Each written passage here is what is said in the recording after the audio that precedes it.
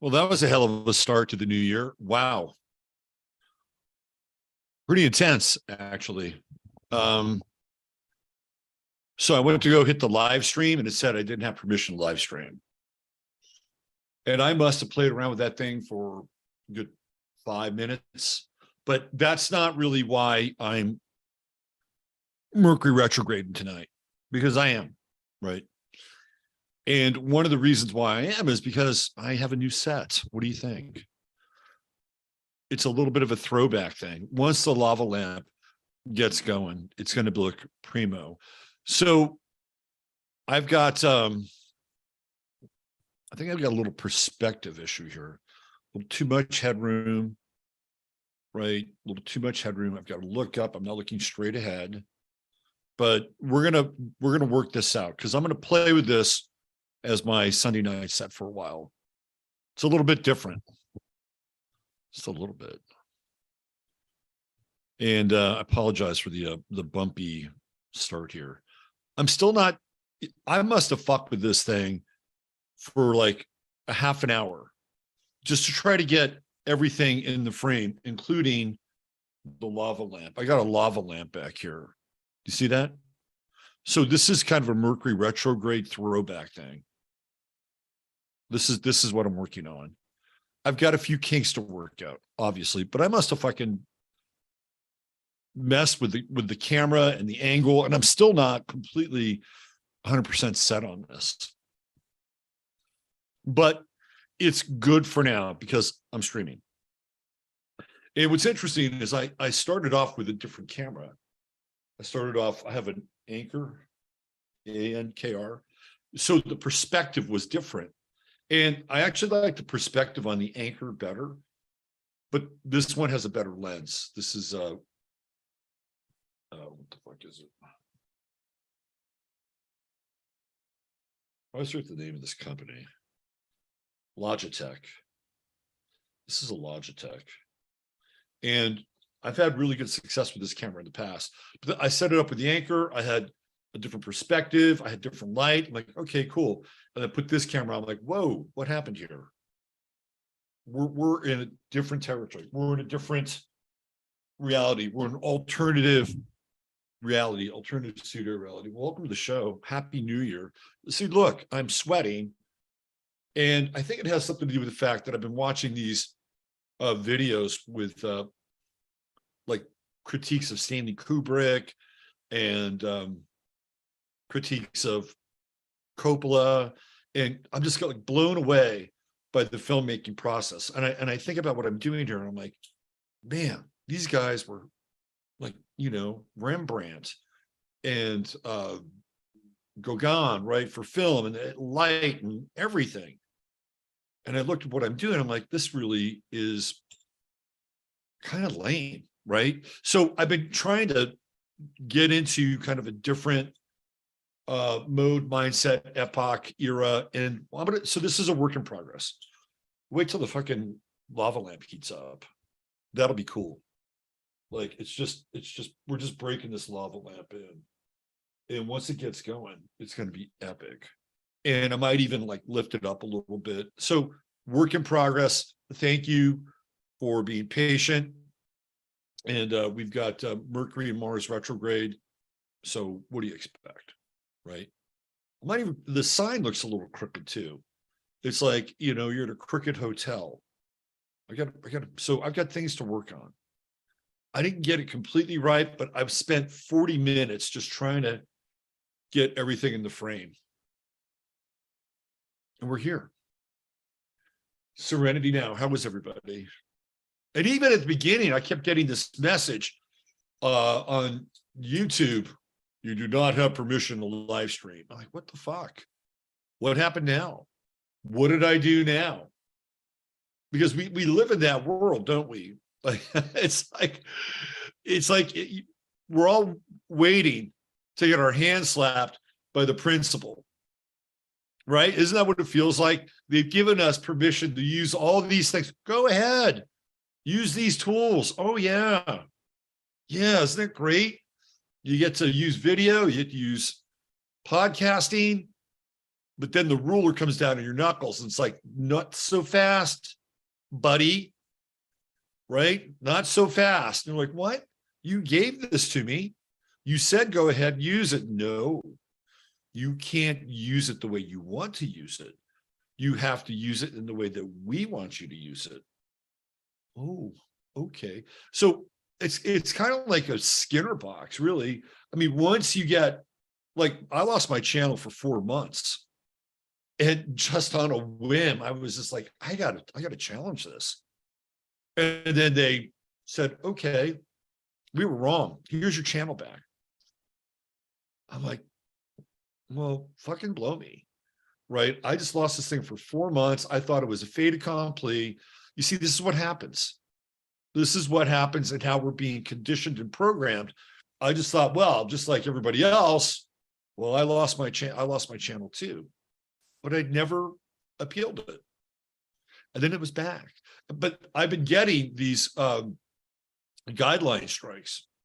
Like I got a guideline strike from a show from 2020. It had to do with China.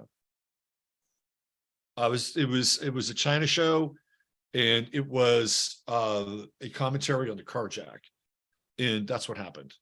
I'm like, oh shit. I appealed it, lost my appeal. You know why I appealed it? Because the fucking technology didn't work. I kept trying to watch it. Like, well, what am I? You're supposed to be able to show me the thing that was egregious, like the line that I crossed. And I went into the back end and I kept hitting play. I kept hitting play and I kept hitting play, and it would play. So I'm like, well, how can I make an appeal when I can't even watch the damn video? See, this is how people get paranoid. Oh, you're making it just hard for me to watch that video. Everybody else is watching that video or a version of their supposedly banned video, right? Their struck video, but I can't. This is how the game works. And who knows? Maybe that's true. Maybe I was being denied my opportunity with an intent, right? But then again, maybe not. But the bottom line is that when these things happen now, we've been so triggered and so programmed and inured to believe that, you know, we have erred. And we've erred not because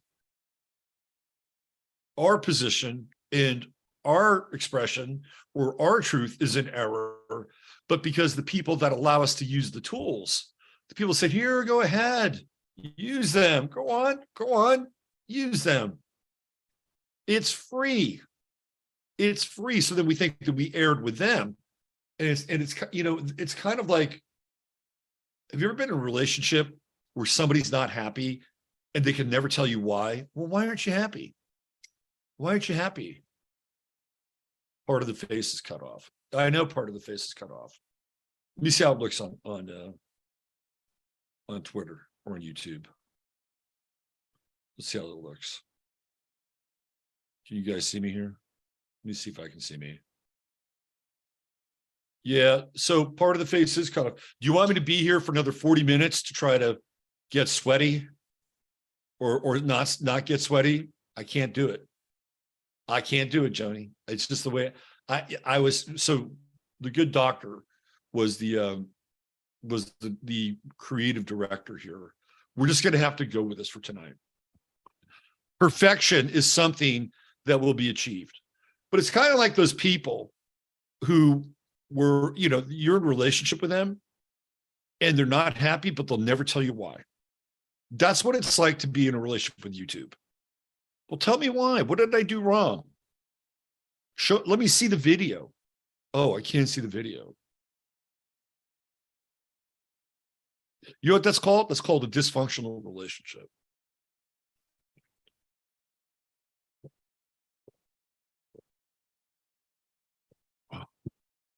Good water. We'll get this thing sorted out.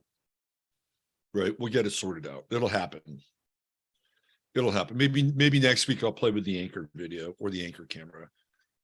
Because the Anchor cameras seem to have a different kind of depth perspective and everything. But it is what it is for tonight, right? It is what it is.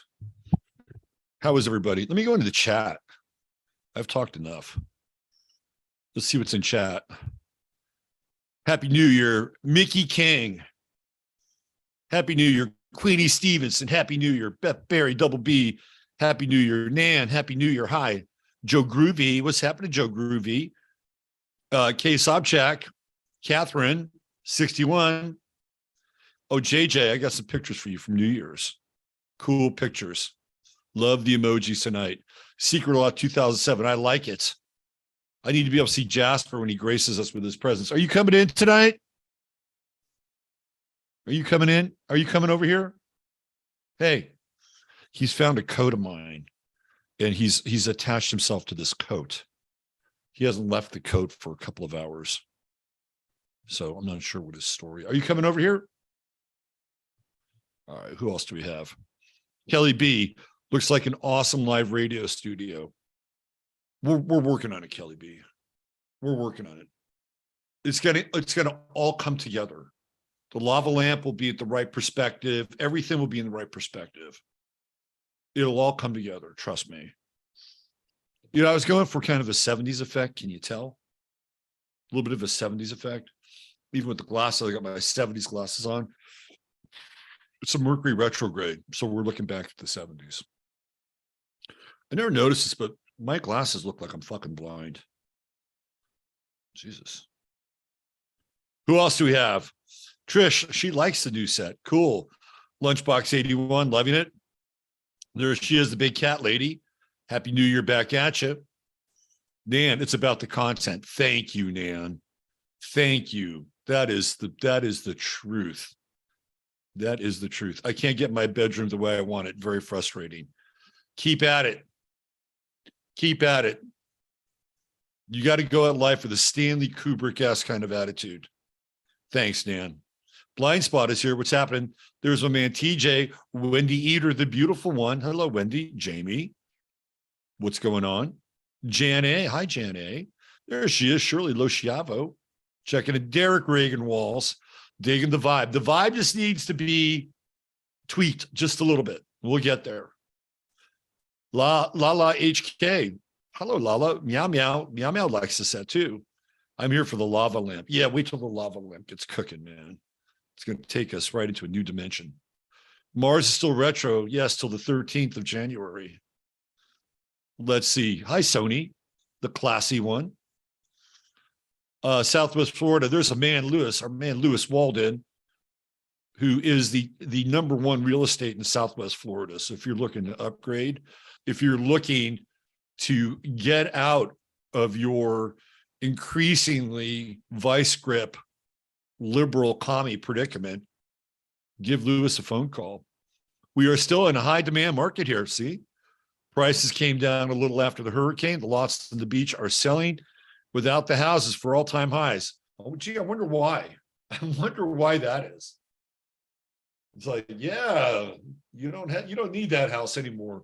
It was magically removed, and you can do whatever you want. Let's see. SL Sully, lots of great emojis here. Mercury is retrograde. Yes, indeed. We're dealing with Mercury retrograde, Mars retrograde. What else? Divine Hazel, Errant Love from Maine. I love that. Blind Spot, bringing a green heart and emerald heart in. Judith Quoba's channel was suspended because she doesn't want to freeze in Germany. Ain't that a bitch? Now you can't even complain about the, your weather and your energy situation. You can't even complain about that. You can't even complain about life's just absolute brutal necessities. You coming over? It's a new set. What are you doing? You're gonna come over here? No. You're Godzilla now. You're Godzilla. You're gonna wreck Tokyo. Come over here. I got this just for you. Come here. Look at this. This is just for you. Right here. Come on. Come on. Come over here. Use your cat powers, but don't destroy Tokyo. Come on. Are you gonna stay there now the whole time? You're not gonna be comfortable there. See, that's the shadow. See how the light it's like Jasper is eclipsing my show. A solar Jasper eclipse, a total Jasper eclipse. Come over here. See this place right here? This is for you. This is your throne. Right now, you're playing eclipse on everything. See how that happened? I don't want you there. It's like not big enough for you. Come here. Hold on while I get the real star of the show into position. There he is. There he is. What do you think of the new set? Huh? What do you think of the new set? Everybody say Happy New Year to Jasper. It's not a show without Jasper, the Astro Cat. Yeah, Jasper. So what do you think of 2023, Jasper? I should do like a kind of like a dummy thing, right? Ventriloquist. Jasper, what do you think of 2023? I can't wait for 2023. Come over here. Hey, try this. That could be your zone. Try that. Let's see. Can you dig that? You could be like one of those Egyptian cats. You like that? No, he likes the lap better. All right, so you're on the lap. Just don't go Godzilla on me. We got a lot to talk about tonight, right, Jasper? Star Dreamer, hello, Star Dreamer. Lindsay Sharman just lost her YouTube. I saw that on Twitter. I'm telling you, the vice grip is coming down.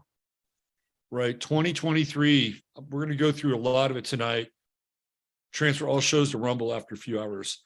Good idea, SL Selly.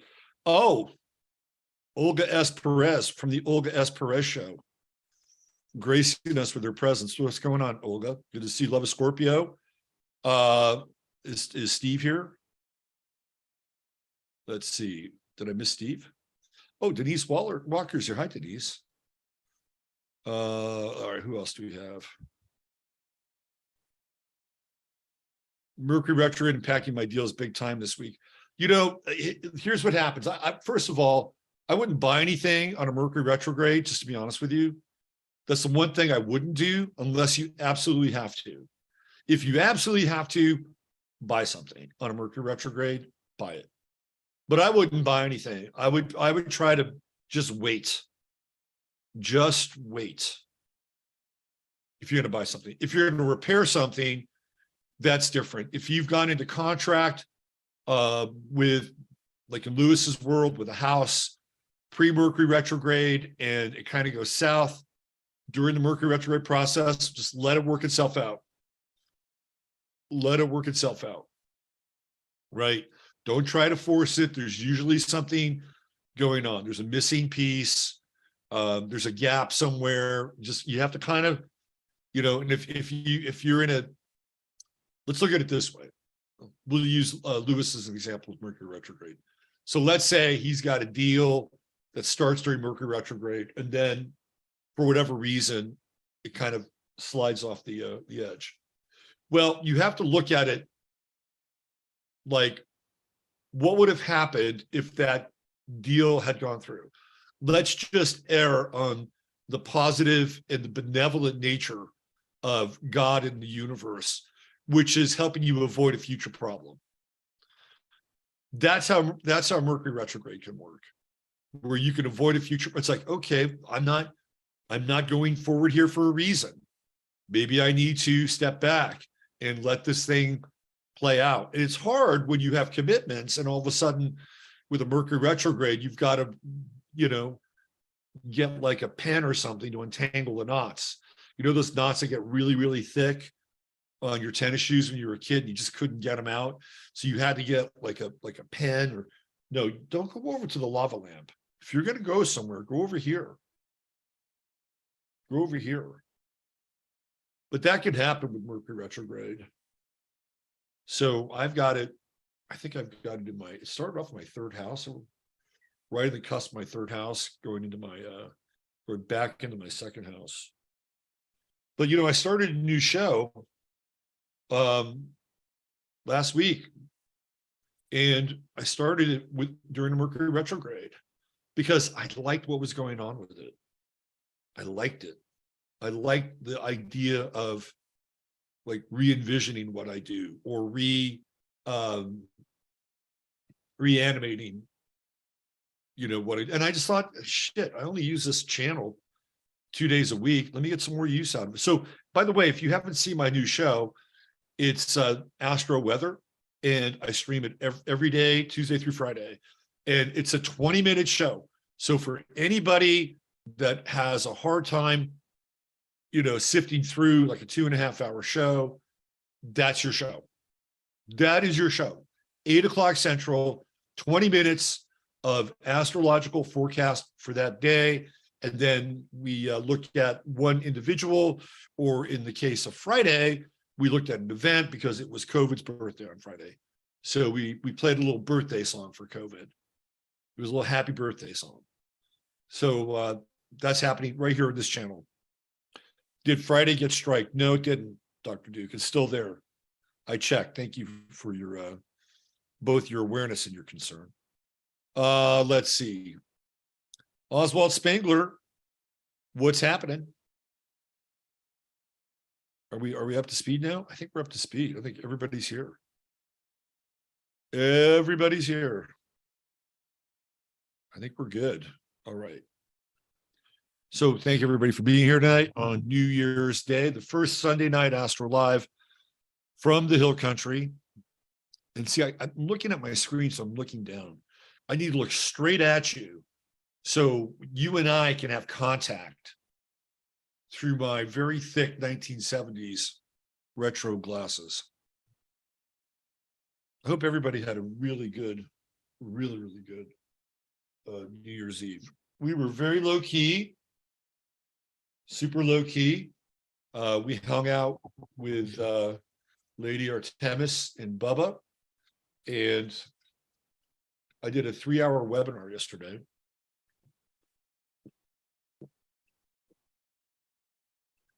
All my 11th house members, these are people that are paid members, support the show. They got the ringside seat for 2023 in the 3-hour webinar. I'll go over some of it tonight. I'm not going to go over the whole thing because I don't think it'd be fair to my members, but I'll go through enough so that we can have some traction, hopefully, with 20, which I think is going to be a difficult year. Look, outside of astrology, we're just and the astrology's there too. Don't get me wrong. But we're in a cycle now. We're in a trough. We are in an evolutionary trough, and it has nothing to do with you and I, right? You and I, if you're watching this show, I guarantee you're good, right? You are good. Could you be better? Could you be closer to optimal, whatever that is? Sure, we all could. And so there's always theoretically room for improvement, but you are good. I'm good. I'm okay. You're okay. It's the world that's fucked up. This is what we're encountering now, because there was a time and a place where the world always had a degree of dysfunctionality to it. You would go to like the DMV and you would experience the dysfunctionality of the DMV, whether it was somebody who was there and wasn't into their job or whatever, right? I always think of the DMV when I think of like a Bardo for the Earth experience. But I'm from California originally. So the DMV in Texas is different. DMV in Texas, you just walk right up to the window. I mean, it's crazy. You just walk up to the window. Here you go. Here's my money. Let me get my thing. California, it's not like that. When I lived in Oakland, DMV in Oakland was legendary for being just fucking dysfunctional. It was parked right across the street from this insurance place. And the insurance place, they were actually the people that insured my car, because I was one of those guys for a while that couldn't get regular car insurance. Like, no, we don't want you. We don't want you. You're too much of a risk. I was in my 30s. I was a little too old to have an insurance risk. But Jasmine, she was my insurance person. She was cool. She was this, I think she was like maybe Filipino or something. And she rode a motorcycle, and she was, kind of a tiny thing.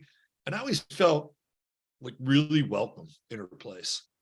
It's like, oh yeah, but she was right across the street from the DMV. Talk about location, shit. So if you're one of these losers like I was at the time, and you couldn't get insurance through a regular insurance company, you went over there, you paid a little extra, and you went back to the DMV. You're like, see, somebody loves me. Somebody will insure me. But the DMV in California was really dysfunctional. I would go to the DMV in like El Cerrito or Berkeley. They were just as fucking dysfunctional. You just wait forever, wait and wait and wait and wait. And then, you'd get up to the front and there'd be somebody who invariably hates their job, hates you, maybe hates a version of you, right? It's like, oh shit. You just walk in and it's just like everybody's IQ drops about 5 points when you're in the DMV in California. I'm sorry, if you work in the DMV in California, you're probably an anomaly. But that's what happens. And you're fine, I'm fine, we're fine. It's the DMVification of the world. And so for astrologically, that's Pluto. That's Pluto, boys and girls. Pluto at the end of Capricorn, because we're coming to the end of these institutions that have dominated this country since the time that let's declare our independence, which is when the Pluto return started. So we're in the back end of that cycle. It's all coming to an end. And Capricorn is about empire. Capricorn is all about verticality, getting to the top, dominion, exceptionalism, all these ideals in the United States, because we're talking about the Pluto return to the United States. But the rest of the world has either been directly or indirectly connected to the United States. It's just the way it is. The 20th century, post-war America, the rest of the world had to deal with this kind of, big slobbering kid. This big slobbering kid. And it was whose parents had all the money and all the cool toys, and you would want to go over to the kid's house and play with all the cool toys because they had them all, whether it was a pool or a pool table or a ping pong table or darts, or maybe they had a little bowling alley, in their basement. Like, you wanted to go to that place, even though the kid, who could be cool at times, could also be a bit of an asshole, right? That's what the United States was in the 20th century. We were that kid, we were that house, and people wanted to come over and play.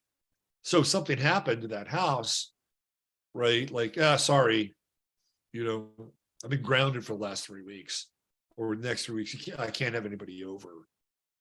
Even though that house wasn't an essential part of who you were, right? It was, throw in a swimming pool. It's like, oh man, we can't go over there and have all this fun and sneak booze out of your parents' refrigerator, because eventually you get older, that would happen.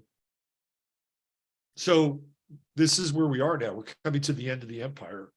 We're coming to the end of a time where, whether you're in the United States or some other country that theoretically practices democracy, the doors are closing. This is what's happening. And this is why the world is becoming more and more dysfunctional. This is why YouTube channels are being taken down, because they don't want other people ultimately to tell other people what's going on. Now, you can get off into the stratosphere and you can go stratospheric and etheric. And, I could talk about ascended masters on this channel till my face turns blue and nobody will shut that down. Oh, yeah. Or I could talk about UFOs. And as long as I didn't get too close to some kind of relative truth, I could talk to you about UFOs all day. But when you talk about geopolitics, when you talk about what's going on economically, when you talk about big pharma, when you talk about big tech, when you talk about countries in the world that have a vested interest in other countries and what they do, and that country won't let you talk about that other country in a way that's deleterious towards that country, that's what we're talking about. So you can go off the rails esoterically on a channel like this, and you're good. But if you get too close to the flame, they'll burn you. And that's what's happening, because we are coming to the end of the show. Not this show, but you never know. But the show, the big show. Pluto's going into Aquarius this year, not in 2023. We are in 2023. So Pluto's going into Aquarius, and that's a very different show. Now, guess what? It will retrograde. And yes, we're going to come back one more time to the Pluto return. It's going to go just beyond the Pluto return, retrograde, just beyond it. And it's going to come back again.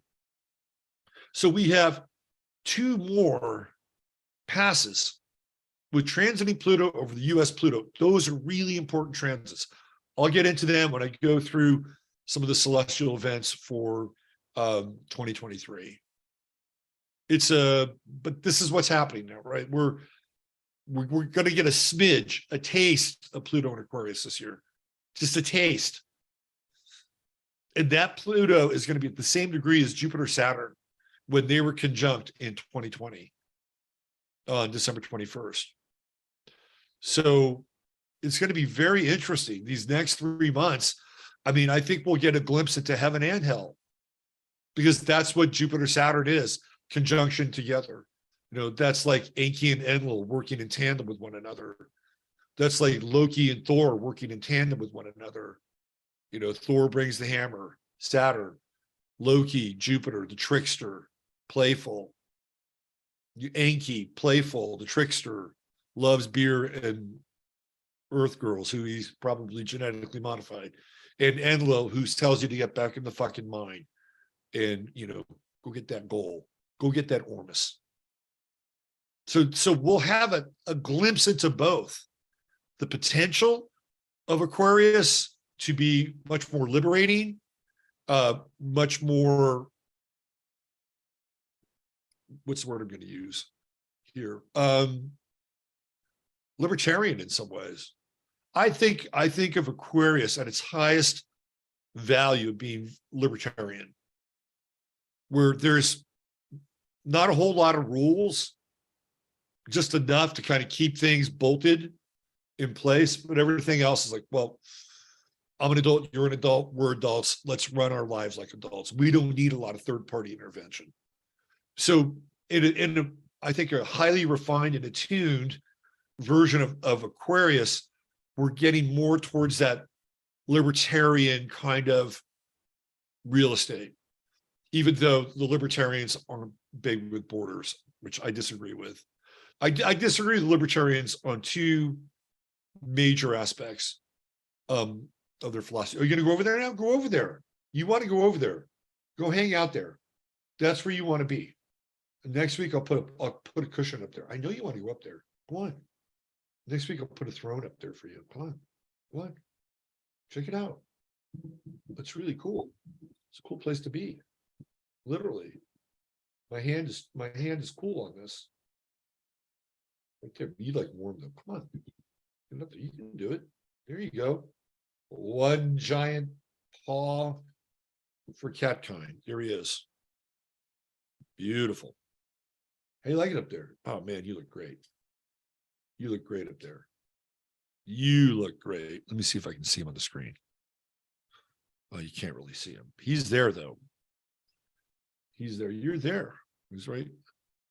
He's right here. See my hand? He's just outside of the face. If you go to the other side of the face, people will see you. They'll see you. Maybe next week I'll put you outside the face because you're such a star of the show. Yeah. Yeah, I disagree with the libertarians on the border thing and on the drug thing. Oh, you see his face now. See, he's popping in there. Now you're coming back. All right. Well, you can do both. You can do both. And I kind of get into hot water with people a little bit about the drug thing, but I don't think people should have to go to jail for using drugs. But I also don't think we should legalize them. Like if you use drugs and you burn your life out, that's kind of on you. The problem, and this is where, we get into Saturn and Pisces, because there's going to be ramifications for drugs with Saturn and Pisces. But the problem isn't just that the person makes a wreck out of their life. In many cases, they begin to make a wreck out of other people's lives. And when they cluster together, God help them, there for the grace of God go I. When they cluster together in homeless centers, not even centers, encampments, when they cluster together, it becomes a problem. Right now, it's a problem because there's defecation on the streets, there's urination on the streets, there's needles on the streets. You've got, people passed out on the streets. There's more of an incidence of crime because people want to be able to afford their drugs. See, that's where drugs become a problem. It would be simple if the person, there he is, look at him. You like that? Oh, that's a good place for you. Yes, you look fantastic up here. You look fantastic. Just wait. Next week, I'll push this a little more into the face. So you'll stand up in the face. You'll be the fucking star of the show. And I'll put a little cushion there and you'll love it. You'll love it. And I'll Velcro the cushion so you don't fall off. So Saturn and Pisces, ramifications for drugs. It would be one thing if people just, trash their lives, tough go, man, made some wrong turns there, had some trauma. We've all had it. Let me know if I can help or get help. But you're a mess and you're just gonna, implode and kind of, fade into insignificance. Okay, cool. But that's not the case, because usually what happens is that there's always other people involved, family members who want to help, can't, have been dealing with the issue and the problem for a very long time. And their hearts are broken. Sometimes their bank accounts are impacted. So this is why I believe drugs are a problem. And some people can handle their drugs. Some people are very good at handling their drugs. And some people aren't. The problem is when you introduce it to the society and the culture at a very young age. And when you have leniency towards cannabis, and I do believe cannabis is a gateway drug. It was a gateway drug for me. A lot of people don't agree with that, and that's okay. If you want to use cannabis, I'm not judging you, right? I'm certainly not judging you. But I think a lot of the problems that we have in our society, and this is where Saturn and Pisces comes into play this year, has to do with drugs, whether they're illegal drugs, over-the-counter drugs, meds that are prescribed. I mean, how many people are on meds? These are legal drugs, and it's been proven they really don't work. And they think about how many people that are on a vector of real emotional, psychological, and even physical destabilization are on meds. I guarantee you a lot of them are. A lot of them. I could go out and get a random number of, remember the old days, used to call them cross-dressers? Used to call them cross-dressers. We'll call them cross-dressers for now. We'll call them CDs. But you know what I'm talking about. I could go out and get a random sample of 100 CDs. And I bet you 90% are on meds. And that's not to say they have the sole domain of them. I could probably go into Fredericksburg and grab 100 people from inside the town. Maybe 65 to 70% of them are on meds. I don't know what the exact number would be. But when that happens, what's this? Oh, yes. Happy New Year, Carrie. We have a show. Hope you're here. But this is one of the reasons why we're in such a weird place. You know, nobody understands and knows the long-term effect of these, you know, psychotropics, these legalized medications. You know, how do they change us? What do they do? What happens when you try to get off of them? What happens when you stack it? What happens when you use drugs that are outside of your, you know, your prescription schedule?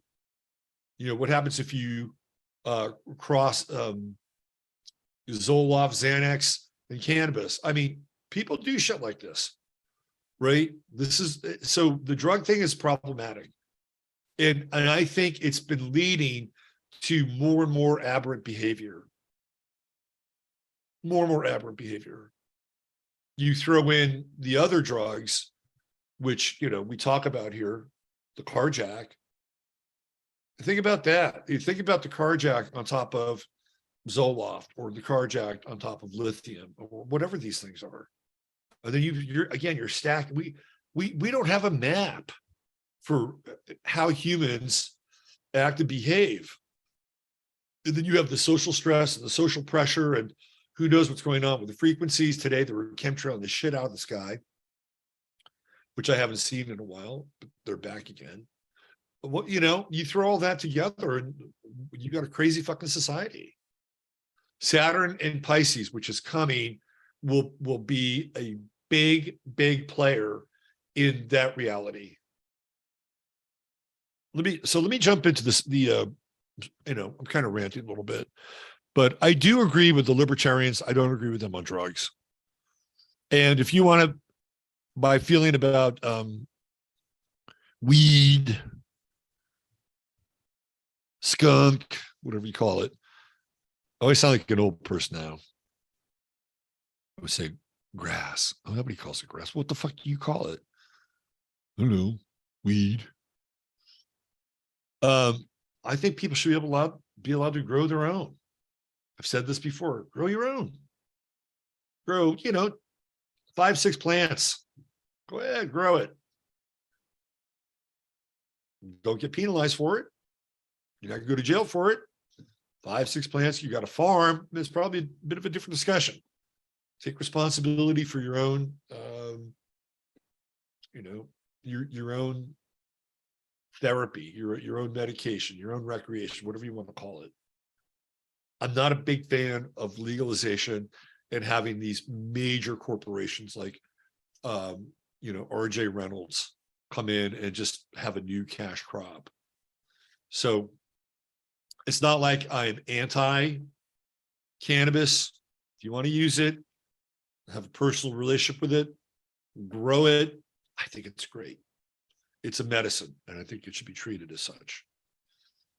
All right, so let's get into some of the aspects for the coming year.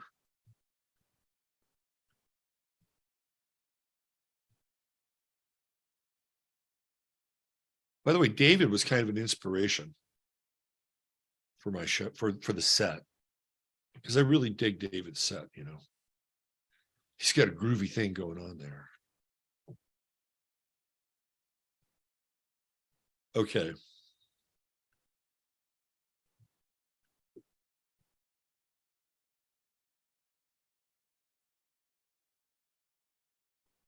So these are your celestial dates for 2023. It's a 7-year. You're the water rabbit. So the rabbit is Pisces, water sign. It's a water rabbit, water ship down. So I call this the year of the, let's just do a few of these here. It's the year of the rabbit hole.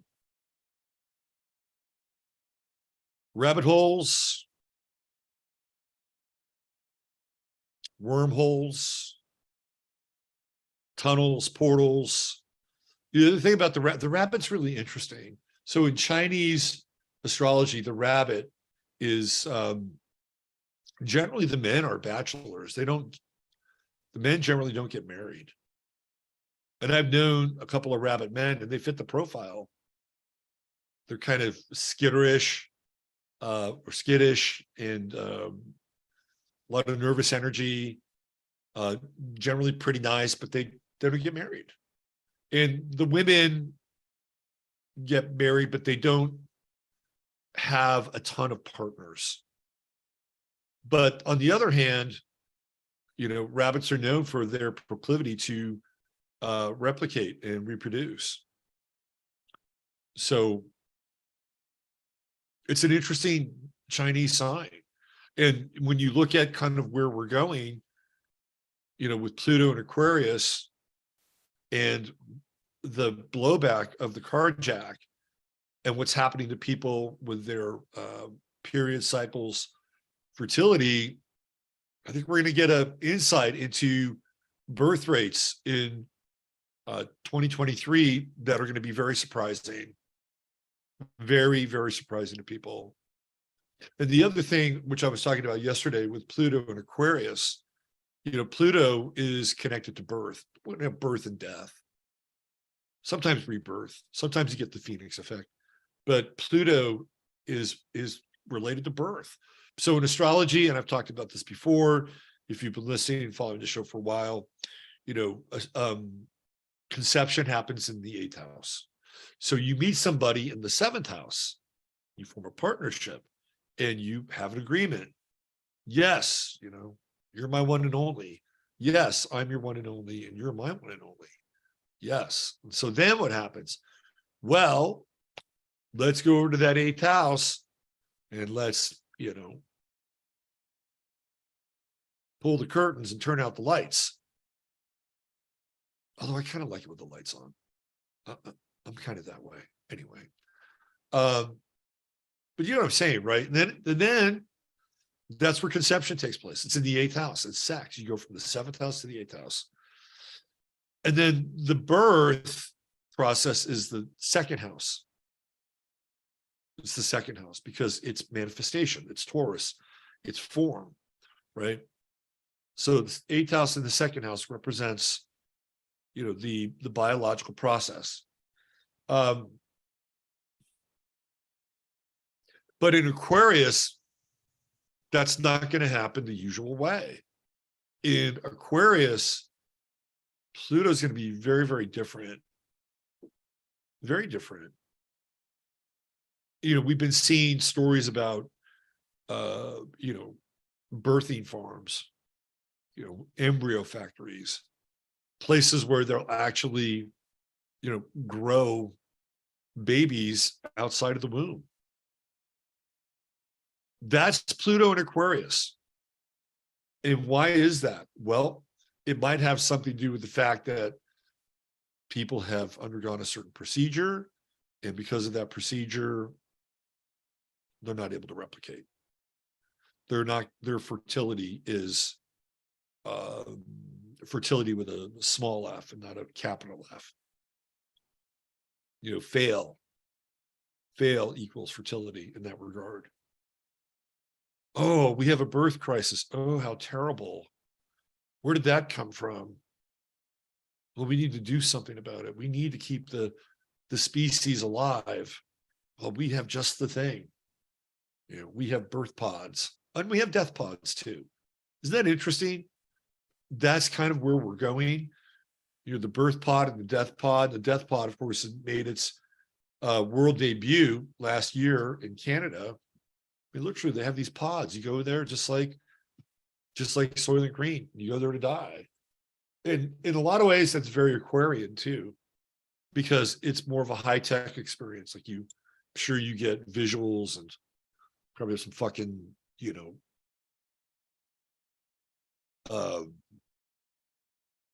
what do you call it? I'm having a blank. Metavision goggles, right? Metavision goggles, or meta goggles. You could die in the meta space. Virtual reality. Thank you. So you get that. You get that. I mean, that's what happened in Soylent Green with Edward G. Robinson, who played the book. He's like, I'm done. I'm done. And he goes to this place and they give him some hemlock and they play this wonderful montage of animals in the forest and sunrise and all these beautiful things. And he's just like seeing things he hasn't seen in decades because he's that old. Like these are his final images of being on Earth. And then boom, boom, outgrow lights. That was Edward G. Robinson's last movie too. And then they take him out back and they throw him in a truck and he's somebody's cracker the next day. So this is what's happening with Pluto. This is the dark side of Pluto and Aquarius. So when we look at the rabbit, right, we look at this idea that the rabbit is connected to reproduction and lots of reproduction, a lot of reproduction. But on the other hand, the rabbit also is in the Chinese system, it is a sign that breeds bachelors and bachelorettes. So it's a bit paradoxical. So it's the year of the rabbit hole. I've got some symbols here that I think are the highlights of 2023. So Jupiter's in Aries right now. You can see it up here. We have Jupiter in the Ram, and it'll be there until May. Then Jupiter goes into the Bull, Taurus. We'll cover all this.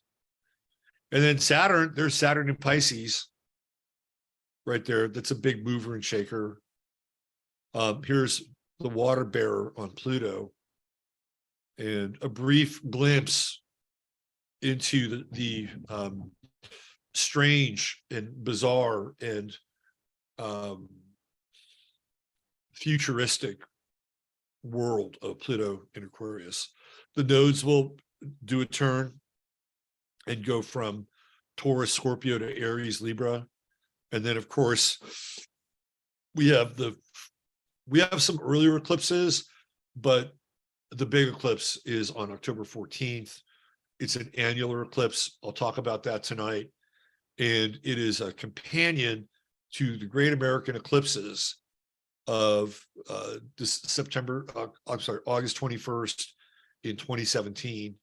And April, I think it's April 5th of 2024. So we'll get into that. I think these are the big movers and shakers in terms of big time transits. All right, let's get into some of these celestial dates. So we have Mars direct on the 13th. A lot of people are asking about it. There you go. Long station at Gemini 9. Hanging out, Gemini 9. And that's going to be in 2 weeks. So we still have some time with Mars retrograde. And I talked about this on the webinar. The 9 of Swords in the Crowley deck is Mars and Gemini. If you've ever seen that card, it's just, 9 very sharp swords, all pointing downwards and dripping with blood, cruelty. Right? That's the 9 of Swords. The 10 of Swords, equally brutal, but it's ruin. You've come to the end. You've exhausted all your possibilities, and you've been gored again and again and again. There is some redemption in the fact that it's the 10th card, and like, well, can't go any further than that. You've hit bottom. But the 9 of Swords is not like that. So we've been in this period because Mars and Gemini can be really cutting. You look at the Nine of Swords, it's a very cutting card. And retrograde, you can get into some things that you say with a Mars retrograde, and they can have impactful meaning on somebody's life, but not always in a good way. And so then you have to kind of go back with the retrograde and sort of sort through it, and who said what, how did this work? Did you really interpret it this way? Because I said it this way, but you're hearing it a different way. I mean, there's some of that with a Mars retrograde, and there are things, once you say them, you can't put them back in the bottle. It's very hard, very, very hard, especially with a Mars retrograde. But then there's the other part where you have to kind of check yourself. And it's funny. I was watching Bill Burr. I think he's really funny. He's a Gemini, by the way. Gemini, and I believe he's Cancer rising. Too bad he wasn't a Leo rising. He probably still have his hair. But Bill Burr is really funny. And he was talking about this. He got into a beef with a guy at a Dodgers game. And the guy was just, doing this. And, Bill Burr, I don't even think he knew who Bill Burr was. But Bill Burr, gave him an out. Right? He said it. I gave him an out. And the guy took the out. It was a fist bump after some shit had gone down in the bleachers, whatever. I don't know the full story. But he brought it up. And he said the guy wouldn't let it go. He wouldn't let, he was just being, sometimes this happens at sporting events. Sometimes you sit by people who are real dicks and you don't have any real choice except to get up and move. And if it's in a place where it's really crowded, you're kind of locked in. If it's a, very popular sporting event, I've had it happen on more than one occasion. But he said, I gave the guy an out. And that's what this Mars retrograde is about. It's like you can go in and you can take a sword and twist it, and it might feel good in the moment, but it may not really be the best course of action with the Mars retrograde. And now with the Mercury retrograde, now you really have to be circumspect. And I had a moment about 2 weeks ago, 10 days ago, I think about 10 days ago. And it's always challenging when you are in a text conversation with people. Emojis help sometimes. And I know like boomers get raked over the coals because they use emojis. And a lot of young people don't use emojis. And that's fine. I don't care. But the right emoji can actually be very helpful. Very helpful. Because you can kind of punctuate and color what you're saying in a way that, like, the winky emoji kind of like lets people know you're kidding or you're being slightly sarcastic. No, don't go over there. If you go over there, you're going to knock down the lava lamp, and it's going to get, no, I don't want you over there. You're being a cat now. No, that is the forbidden zone. That's the forbidden zone. So I was in a text conversation with somebody. I talked about this on my other show. And I wanted this person to just do something very simple that was connected to me. And he came back with a really cutting remark, a remark that I wasn't prepared to kind of deal with. And I was like, really? Really? And my first thought was, why are you being this way? Right? It was my first thought. And I said to myself, just don't go there. Just don't go there, right? Give the guy an out. Give him an out. He's not a bad guy. You've had good interactions with him. Maybe he's had a bad day. Give him the benefit of the doubt. Give him the benefit of the doubt. Give him the out. Gave him the out. He took the out. And immediately our conversation changed, and it was positive and engaged. And it's like we have these options in these moments where we can go in and we can turn the sword. And you know what I'm talking about, right? Like it's almost like you're being set up. It's like, come on, you can do it. Tee off on this fucker. Just tee off on him. Right? It's like his head is right there in the tee, and you've got a big fat, big fat driver. Just go ahead, take a whack. And no, it's no, like don't go there. Save face, give him the out. And then when that happened, everything changed and shifted. And what I have felt better if I had said what I really wanted to say in that moment. I might have felt better then. Like, it would have been kind of a bit of a relief, like, pressure release. But if I feel like that's, if we're going to talk about the devil, I feel like that's how the devil operates. Getting back to the Nine of Swords and Gemini and cruelty. Like that's how the devil says, go ahead, let him have it. He fucking deserved it. He deserved it. And you're like, no, I'm not going to do it. I'm not going to do it because it's the easy thing to do. And did I feel like I was a doormat because I didn't go there? The answer to that is no.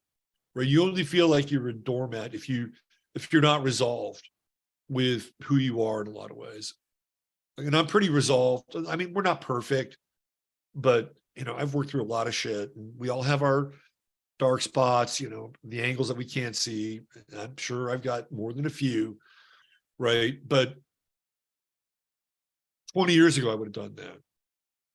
I definitely would have done that 20 years ago, but not now. Right? And I feel like that's where really the world pivots on those moments, those little tiny moments, which is Gemini, right? That's a Gemini moment where we're just looking at the fractal of the interaction. So the world pivots on them. And you don't know, and I've always thought about this too, you don't know what that person is going to take away from that moment.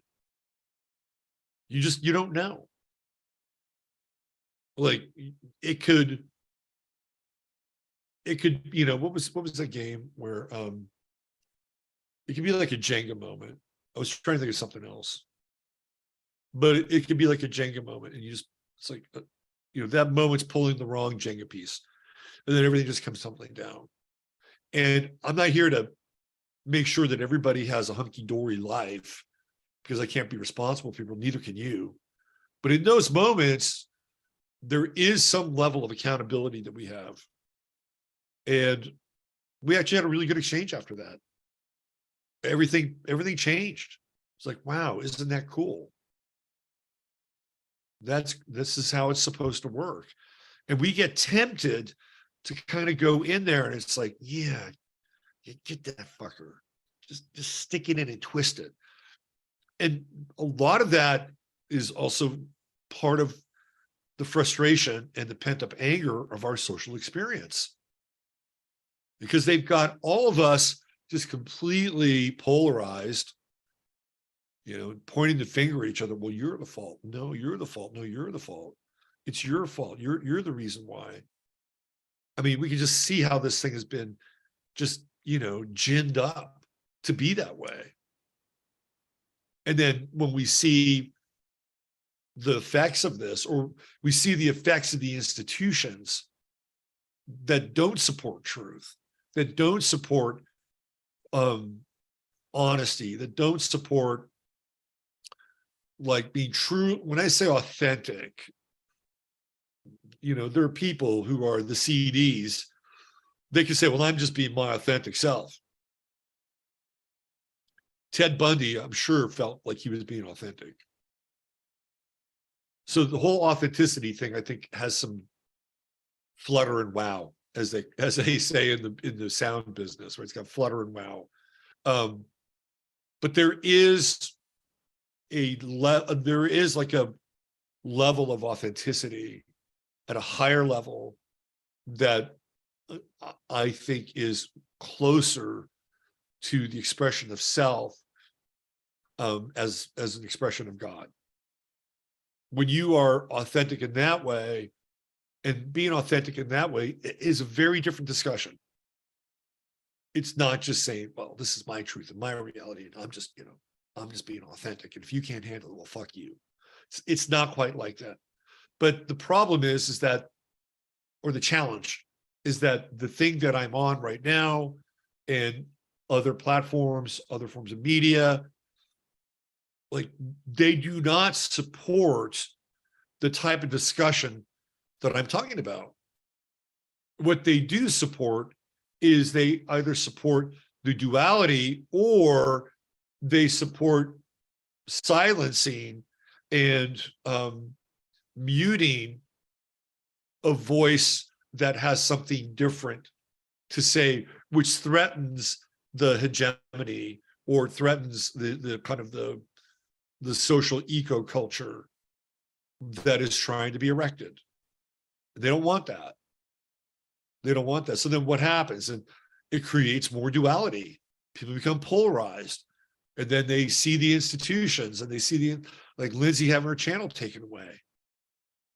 For her, I can't speak for her, but if that was me and it had to do with something political or something that had to do with our health and our well-being, and all of a sudden I can't say that anymore, I'm going to identify less with the people who are supporting the position that I'm talking about.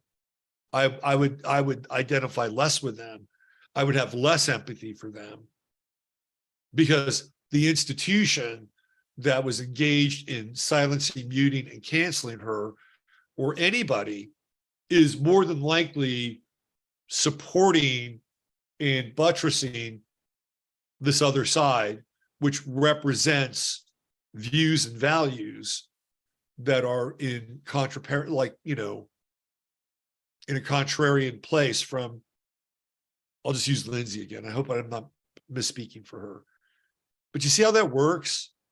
You see, like, that's the paradigm, right? Like, so again, if I were to lose my channel because I said something that some group found offensive, whether it was the people who control the algorithms from YouTube or an actual perceived group, I would identify in some ways more with people who had lost their channel. And now we could commiserate and say, well, fuck them, right? This is what's going on now.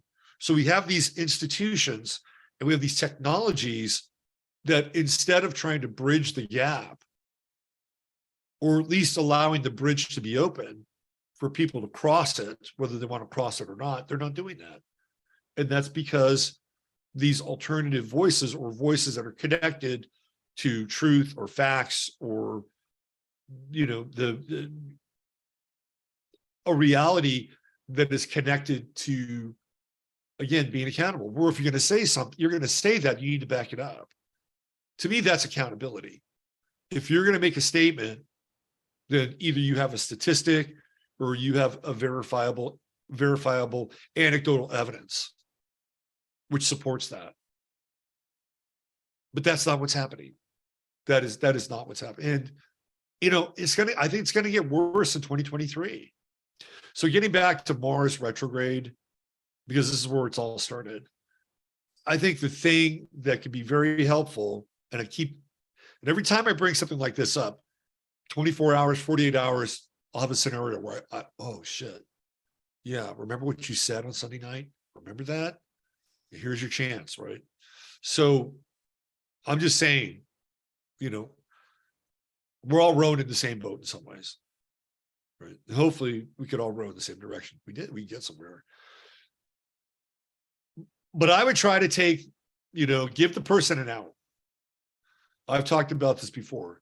In Asian culture, particularly Japanese culture, they're really into saving face. They give people an opportunity to save face. It's one of the things that we've really lost touch with in our culture, because we turned into this gotcha culture. And the reason we turned into a gotcha culture is because nobody's fucking listening. They're not listening. People have complaints and laments, and sometimes they're goofy as fuck. And you listen to them and you're like, what? No, that doesn't make any sense. And in other cases, they're legitimate. People have legitimate complaints, legitimate grievances, really legitimate. But because they're not really heard, I mean, look at our government. Our government doesn't listen to us. They can give a fuck. They don't care. Are you paying attention? Have you read parts of the omnibus bill? They don't care. And in fact, they're rubbing it in your face how much they don't care. That's what's happening. So of course, people are going to look for the gotcha moment, which is, poking a hole in somebody's credibility and sincerity and their consistency. And that's why the gotcha moment has become so big. Well, the problem with the gotcha moment, and everybody does it, the left does it, the right does it. It's all like, haha, gotcha. See, you fucker. The problem with the gotcha moment is that it's a kind of a lower vibration version of being able to have something like at a higher level that resembles a face-saving moment. Right? That's, to me, that is the, and we've lost touch with that. We have lost touch with that. We've lost touch with the ability. And I'll tell you where the ground zero for that is. That's relationships. Because in a good relationship, a really good relationship, if somebody steps in shit or, does something stupid, whatever, instead of like going in on them, it's like, oh yeah, well, I told you about that. I told you that would happen if you hung out with that person. They're no good. You didn't listen to me. Now, if you just listened to me, everything would have been just fine. Right? How many times have people heard that or variation of that? But a face-saving moment or a save face moment would be, yeah, it's rough. That's rough. Let's see if we can clean it up and we can move on from it. Because I know you're a better person than that. And I know that, you really didn't mean that. And your heart, and I can look inside my heart and I can see you didn't mean that. So let's try to, clean it up, tie up some loose ends, and I'm not gonna take it personally. That would be like a face-saving moment, but we've lost the art of that relationship in a lot of ways.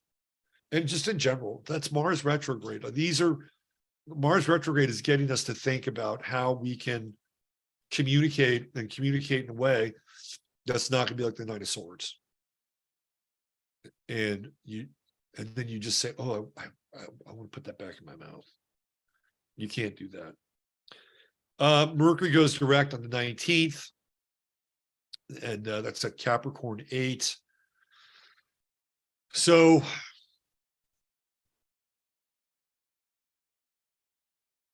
we covered Mercury retrograde already a little bit at the top of the show.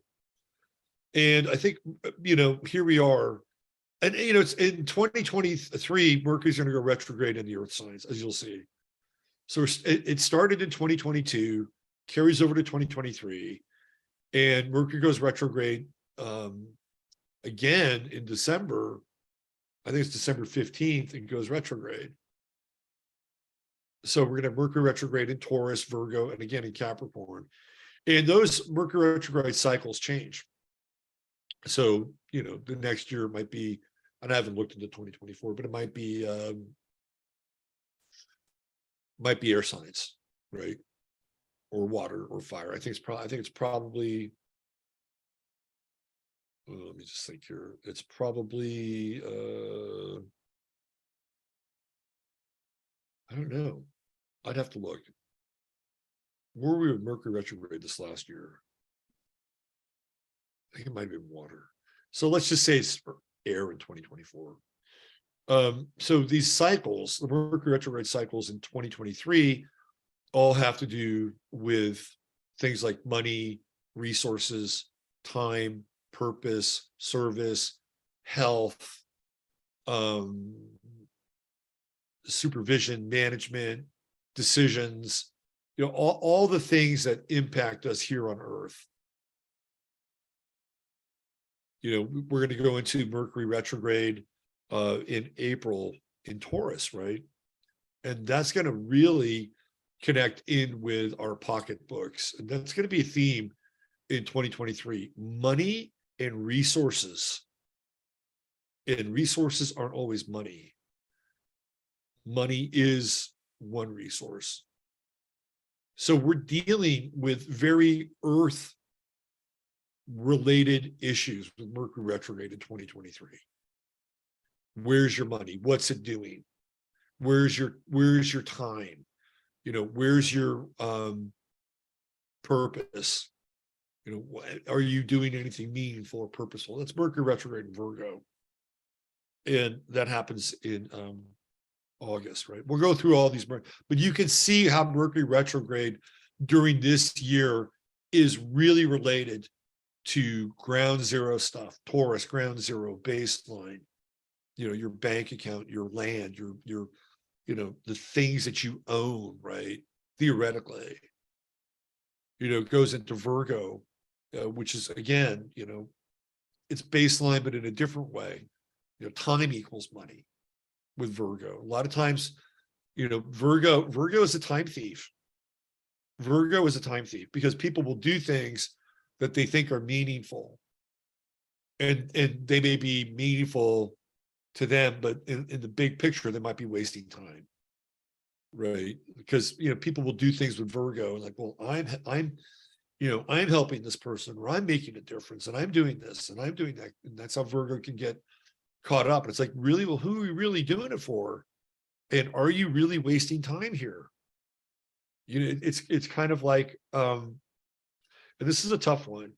It's kind of like doing a job that you don't like, but you have to do it because you need the money, right? That's a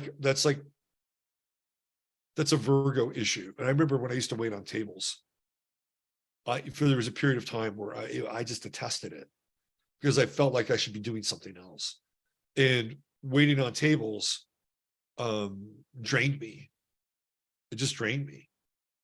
And, the fear for me was that if I didn't wait on the tables, I wouldn't be able to make money. And so people get into this hamster wheel, right? And that is the death knell of Virgo. And so you get attached to this thing that you think you're supposed to be doing, and it's usually probably at a suboptimal level to the thing that you really know you could be doing, but you're doing it anyway, and you don't see a way out. That's very Virgoan.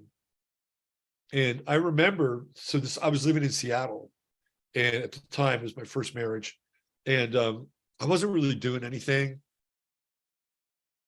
And I decided to, and my wife at that time was working at a restaurant. I think she was a manager at a restaurant. And I decided that I was going to go downtown in Seattle. It was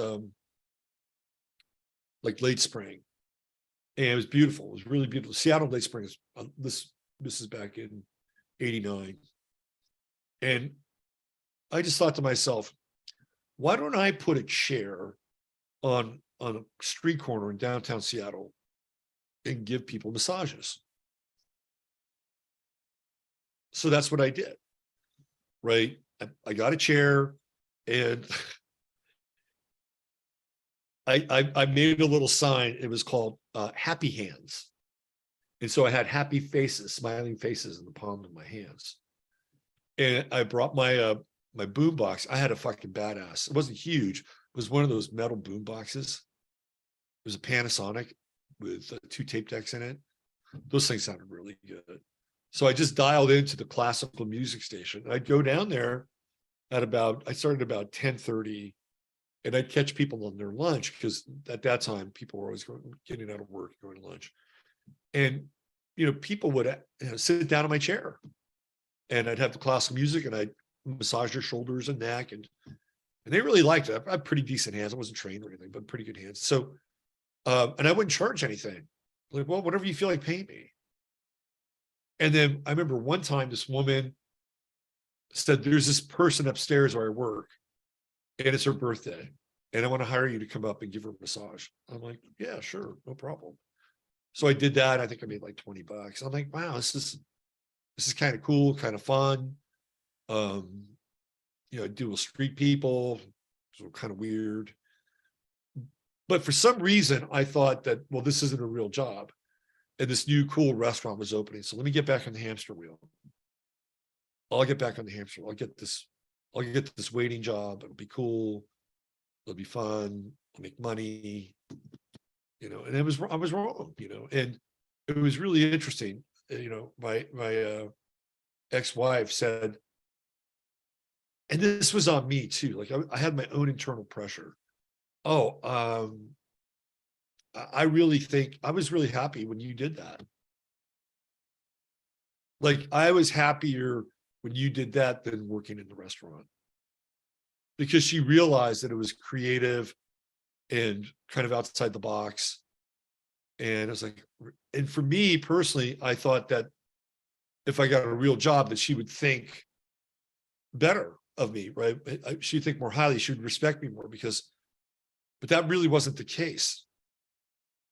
And so that's Virgo, right? So we get into Mercury, Virgo retrograde. We're going to be thinking about things like that. And it's very hard to get off the hamster wheel with the money thing. But the way this year goes, it's like Taurus. We're going to get into Mercury retrograde in Taurus. You have to look at the money thing. You have to look at it. You have to look at, where's your money? What's it doing? Because read the omnibus bill. There's a lot of things in the omnibus bill that, has this administration wanting more of what you have, not wanting more of what Larry Fink has, not wanting more of what Steve Cohen has, not wanting more of what Warren Buffett has, but what more of you have. That's in the omnibus bill. And I think, if I'm not mistaken, there's stuff in there that relates to this. Like if you're making money off this, and I don't make money off this. I'm not monetized here. So you got to think about that with Mercury and Taurus. Mercury and Virgo, what are you doing with your purpose? What are you doing with your time? These are all very, very important Earth-related issues, because 2023 is kind of close to the edge. We're at the edge. In 2024, we're over the edge. Pluto's in Aquarius. We get one more retrograde run in Capricorn. We're over the edge in 2024. This is it, right? This is kind of the last year and time that we're living in a world that is remotely, remotely resembling something that we've experienced before. That's what 2023 is. But it's not like we're hanging out and, just sort of bathing in the waters of nostalgia, because there's things going on this year that I think are very significant. It is not, I don't want to say it's not going to be an easy year, because you're going to go off into the year and say, well, Robert thought it's not going to be an easy year. I heard it on his stream, but look where we've been. Was 2020 easy? Fuck no. 2020 was not easy. 2021 was not easy. 2022 was not easy. Do you see where I'm going with this? It's not like all of a sudden, rainbows and unicorns are going to just be popping up all over the place in 2023. we are in the end of a major cycle of time. Like they're shutting down. The circus is leaving town. And this is what's happening. So it's not like by me saying, well, 2023 is going to be a fuck story. You better get used to it. There is some of that, because just look where we've been. Do you think all of a sudden the people that are moving around resources and running programs and doing everything in their power to make sure that your life is a living hell on a daily basis, do you think all of a sudden, they're going to see Jesus on the road to Damascus and, doing about face on their heels? The answer to that is no. That's not going to happen. You might see some person like Tim Robbins kind of woke up. It's like, I might have been wrong about that Jabberoo thing.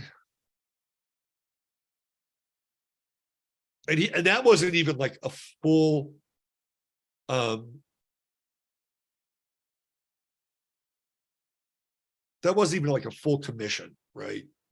He wasn't fully, completely owning it. He owned enough so that he could probably keep a little bit of a toe in liberal world, because that's where he comes from. And he's an old school kind of democratic liberal, right? He's not a crazy pink hair progressive.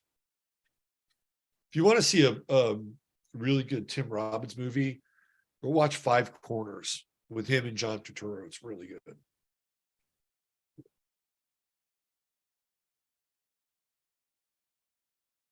It gives you a sense of Tim Robbins' character. Confession. It wasn't a true confession on his part. But 2023 is going to be tough. And then we have Mercury retrograde at the end of the year. So we're dealing with these Mercury retrogrades with, money, resources, time, energy, purpose. And finally, at the end of the year, how we deal with hierarchy, structures, order, authority. And I think it's really interesting that we slide into Mercury retrograde in Capricorn. And then at the end of the year, we're back in Mercury retrograde in Capricorn. So we start with this, and I think it's a good Mercury retrograde. How can you become, more authoritative in your own life? How can you become the man or the woman? Like, what steps can you take to do that? To me, that's what Mercury retrograde is in this sign. So it goes direct on the 19th, and that'll go by fast. That's why I started a new show, is Mercury retrograde. And it's like, well, let's do a reboot here a little bit.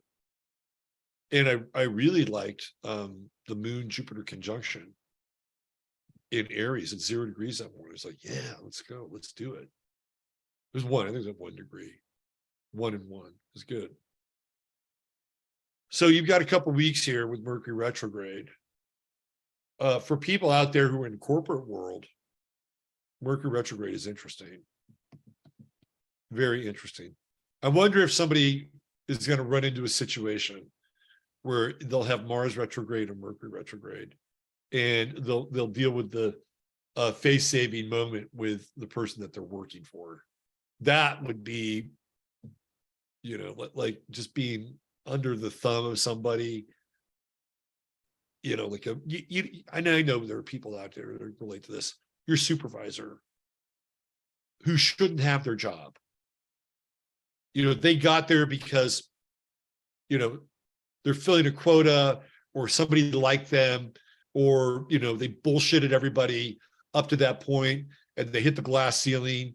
They've reached the Peter principle, and they're doing everything in their power to make sure that everybody else's life is a living hell, and that you fuck up or somebody else fucks up, and then they can blame it on you because they don't know what to do or how to get like performance and production out of people.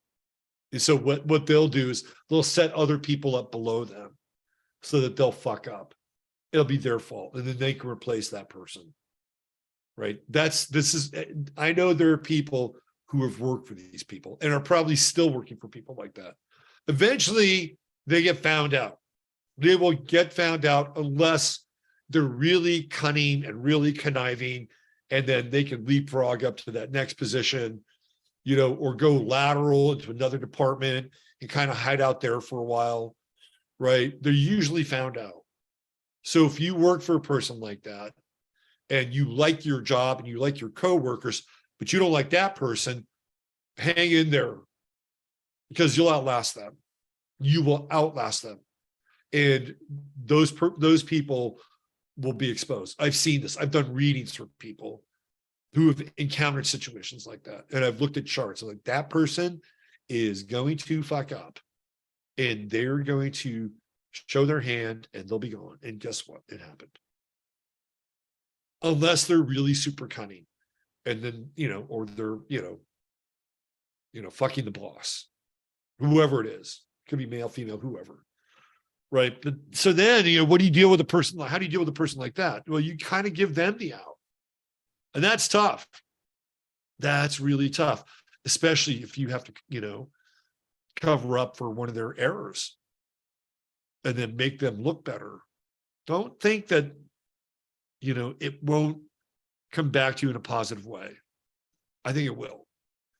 I think it will. So Mercury retrograde in Capricorn, we're dealing with authorities and your relationship to them.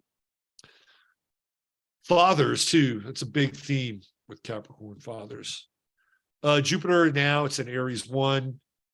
I like Jupiter in Aries. I like Jupiter in general. I don't care what side it's in. It's like it's ice cream. I like it all. Some flavors are better than others. I don't think I've ever had a really bad a flavor that I never really liked. I mean, think about that for a second. Think of all the ice cream you've ever had. You may like some flavors more than others, but it's ice cream. It's like, it's hard to fuck up ice cream. It's kind of hard to fuck up Jupiter. That's how Jupiter's like one giant scoop of ice cream. I do believe that there were some flavors I've been disappointed in, but it wasn't like I didn't enjoy it.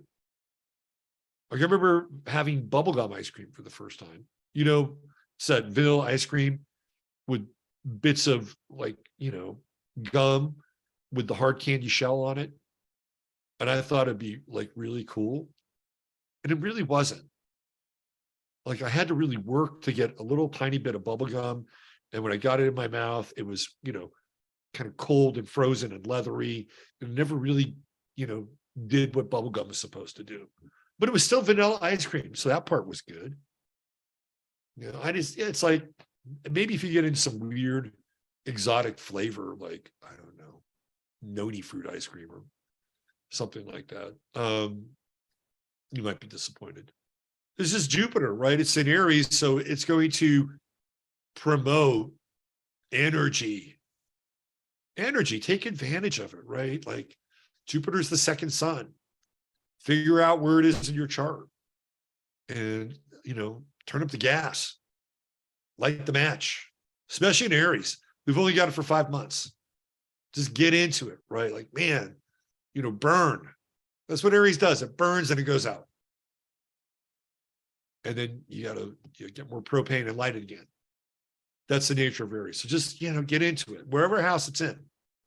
You got Aries you got Jupiter going through your 6th house, go join a gym, get healthy, work out, work your ass off. Make hay while the sun shines. Jupiter in the 7th house. If you're a woman, you got Jupiter in the 7th house. Hallelujah. You're single. That's lots of dudes. Now, you may not get the right dude, but that's lots of dudes. That's lots of energy. And for guys, Jupiter, 8th house, it's a lot of women that are like dudes. Strong 7th house, strong women. Nothing wrong with a strong woman. Strong, and there's different layers of being strong too, right?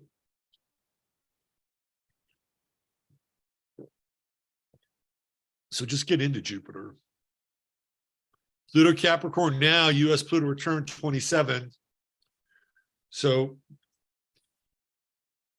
we're in a major reformation.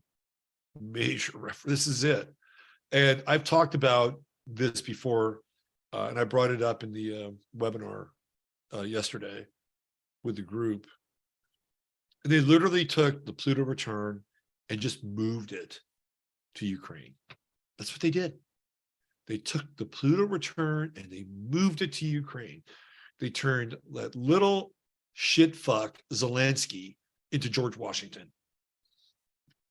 He's George Washington. He's John Kennedy, all rolled up into one.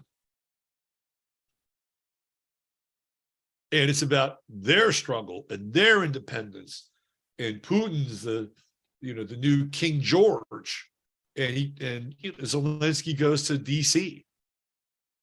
And the guy shows up like he's the fucking president of the United States of America. And that's what they wanted. They wanted to communicate that to you. They wanted you to see that. They wanted you. It wasn't like Biden was there and introduced him. No, Biden came later. It was Kamala and Nancy Pelosi. They're the ones that introduced him. They're the ones that were waiting for him. Right. So in that moment, even though I think he's I don't even think he's straight, but that's beside the point. I think his wife is just a beard. They found her in Paris, like at all these fucking shishi Gucci stores and spending shit tons of money in Paris. This was about a month ago. It's like, really? There's a war going on in your country. And you're in Paris and you're using our fucking money. You're using our credit card to get all the shit you want. All your designer shit. So, but he's the alpha in that moment, right? The two women, they welcome him. Oh my God, I thought they were about to kiss his fucking hands. I swear to God, I thought they were about to kiss his hands. And it wasn't like, do you think Trump would have allowed that? Whatever you think of Trump, Trump would never have allowed that. If it was somebody like Zelensky, they would have been in the audience somewhere and Trump would have acknowledged them. Although I think didn't Netanyahu come to the States and he addressed Congress? So Trump did allow it. He had his own version of Zelensky. Fucking Netanyahu's back too. That's a Mars retrograde moment. He's like mold. You just can't get rid of him. Here he is. He's the PM. Oh, I used to be able to do a good Netanyahu. Yes, I'm back as the. Oh, let me see if I can do Netanyahu. Wow. I got Zelensky in my head now. Anyway, he's back again. The same in Boomerang. Anyway. But this is what's happened, right? They took the Pluto return and they injected it into Ukraine. And it's Ukraine's independence. It's Ukraine's democracy. It's Ukraine's heroic struggle against the forces of evil, the most evil and vile man on the planet. Not ours. It's our money, but it's not our struggle. And they moved, I talked about this yesterday with COVID, The thing with COVID is that you could be a pain in the ass with COVID. You could go down to the store and you could not wear a mask and basically flaunt it in front of everybody. And if you had the right attitude and the right spine and either the right line of code or the right line of BS, you could get away with it. Nobody would call you on it. And so you could be defiant against this, not so ambient tyranny. Like it was right there, it was in your face. You could go down to the city council and you could rake them over the coals because of their stupid fucking policies that they were following, which the hospital was setting. You could do that. You could look at somebody across the room and give them facts and tell them that they were wrong and they are wrong. And that if you don't do this, if you don't flip the switch here, what's going to happen is you're going to lose the city. You're going to lose these people. You're going to lose businesses. You could do that. You can't do that with Ukraine. If I have a problem with it, I have a problem with what's going on. I have a problem with the allocation of our resources that are going to go over there, that are going over there so that Larry Fink can rebuild the fucking country. I have a problem with it. But who do we register our problem with? Do we go to Ukraine and shake our fist at the great midget? No, can't do it. And what would happen? I mean, I'm sure I could have a conversation, an email exchange with Chip Roy, who's our congressman. And Chip, I think, is better than most. He's not perfect. None of them are perfect. But he's better than most. There's nothing Chip can do. He can't do anything. At that level, he can't do it. So the thing that we could have done, we can't do because they moved it. They moved the theater of resistance. And people don't march. People don't march for peace. People don't march against the allocation of resources without really our consent. Theoretically, our representatives, but even our representative, I know that Chip didn't vote for that fucking bill. I know for a fact. I know the guy that represents our area didn't vote for the omnibus bill. But so what? It doesn't matter. It still got passed, right? So this is Pluto, the Pluto returning count. We're going to have to figure this thing out, because if we want to flip again and come out the other side with a new version of what America is going to be. And I don't really have any answers for this one. We just may have to hang back and play center field and just see where this thing goes. And when the time comes, we act, right? Whatever that time is. But and when I really rack my brains to think, well, what can we do to make a difference? The only thing I can really think of, it comes back to the interactions and the Mars retrograde and how you deal with people and how you set the table in terms of, some kind of harmonic transmission.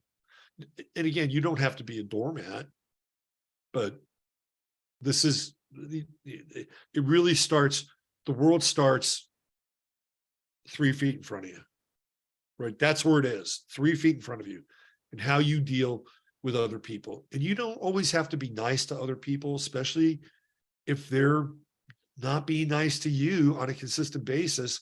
Like, you give them one chance, and then if it goes beyond, 1 or 2 times, and again, I'm not talking professionally, because you've got to kind of massage that a little bit. But it's like, no, okay, that's enough. We're not playing this game, right? I gave you the opportunity. I gave you an out. I allowed you to save some face. That's over with now. We're done with that. And those moments come, right? They come. And that's just interactions with other people. There's other things, obviously, that you can do. You can stay in shape. You take care of your body. You can take care of your family, your loved ones, all these things that are important and matter. Those are the things you can make a difference with. Be creative. Jupiter in Aries is pretty creative. Start something new. Blaze a new trail. I don't know how we deal with the Pluto return. We'll find out. We'll find out over here, right? Right there, 7/25 July, we get the last Pluto retrograde onto Pluto, and then it goes direct again at 27 degrees. Pluto direct, 10/11. That's it. That's it. Once we go past that, we get into 2024 Pluto goes into Aquarius, and we're not looking back. So we have some time, but we don't. We don't. And some of it is just plain center field. Okay, what else do we have? We got Mercury retro, Mercury direct, 515, Taurus 5. So Pluto, let's talk about these right here. Let's talk about Saturn and Pisces. I'm going to go into one of the, see, I had all these slides and shit. This is all part of, but you don't get it though. Sorry. My members got this. My members got this. Let's see. Hold on. Where's the Saturn and Pisces? Here it is right here. So I've got a couple things with Saturn and Pisces. And I'll bring these visuals in. So Saturn is the big story in 2023 with limitation. Saturn's limitation being enforced with energy. We're talking gas, oil, propane. Throw coal in there too. The 3-year trend is the lead up to massive changes in 2026 when means of production are seized and enforced collectivization is initiated with Saturn, Neptune conjuncting in Aries. Think about that. Think about what I'm saying here. The means of production are seized with the Saturn-Neptune conjunction. You know what they call that? They call that communism, or to some degree, social democratic fascism. Pisces is fuel. It's petroleum. It's oil. It's gas. Those are all viscous. They're viscous. Viscous mediums. Coal is interesting. I think coal is as being kind of more scorpionic, more eighth house, more dealing with what's beneath the surface, but it's not liquid. It's condensed energy, right? That's what coal has potential to do. So we're going to see this. We're going to see this happen with Saturn and Pisces. They're going to make it harder to get gas. It's going to be higher. We're in this process now for the next 3 years. They're with Saturn and Pisces. They are going to do everything in their power to phase out petroleum. Everything in their power. So what's big oil going to do? Big oil is going to move. They'll move. They'll move into some other form of energy. They'll still be in business, but they're not going to be in the oil. It's not like they're not going to produce oil and gas. They will, because there are going to be people that will use it, but more than likely won't be us, right? So we're in this 3-year period, and early on, in those early degrees, there's I get into this with the drug stuff. We get into Saturn and Pisces. By the time we hit 2024, it will extend to your home. Yeah. Why is that? Because Saturn moves into the second decan of Pisces, which is the Cancerian decan, which is your home. So heating your home, fuel for your home, everything that's related to your home. If you're not on electric, if you're not on, the city or county's electric grid, which will be connected to their stupid fucking wind farms and their solar farms or whatever, right? If you're not on that, you're not, the chances of you getting energy to your home is going to be way more difficult. It'll be more expensive, I tell you that right now. And if you've been following the news, we've been seeing explosions of power stations, refineries. This is a reality. This is a part of the asymmetric theater that we're having to deal with right now. Like they are incrementally shutting down the things that power the world, this world, not just this world, even Europe too, right? So at the end of the ingress in 2026, it will signal the end of fuel as we know it. Yes. Do you know why? Because Saturn will conjunct Neptune at that time. And it will go from Pisces to Aries. Saturn and Neptune conjunction into Saturn in Pisces, into Saturn Neptune conjunction. That shit doesn't happen. We're going to see it. And Aries is about power. It's about seizing control, right? 3 years. 3 years. This year puts us at the precipice of the world that we've known.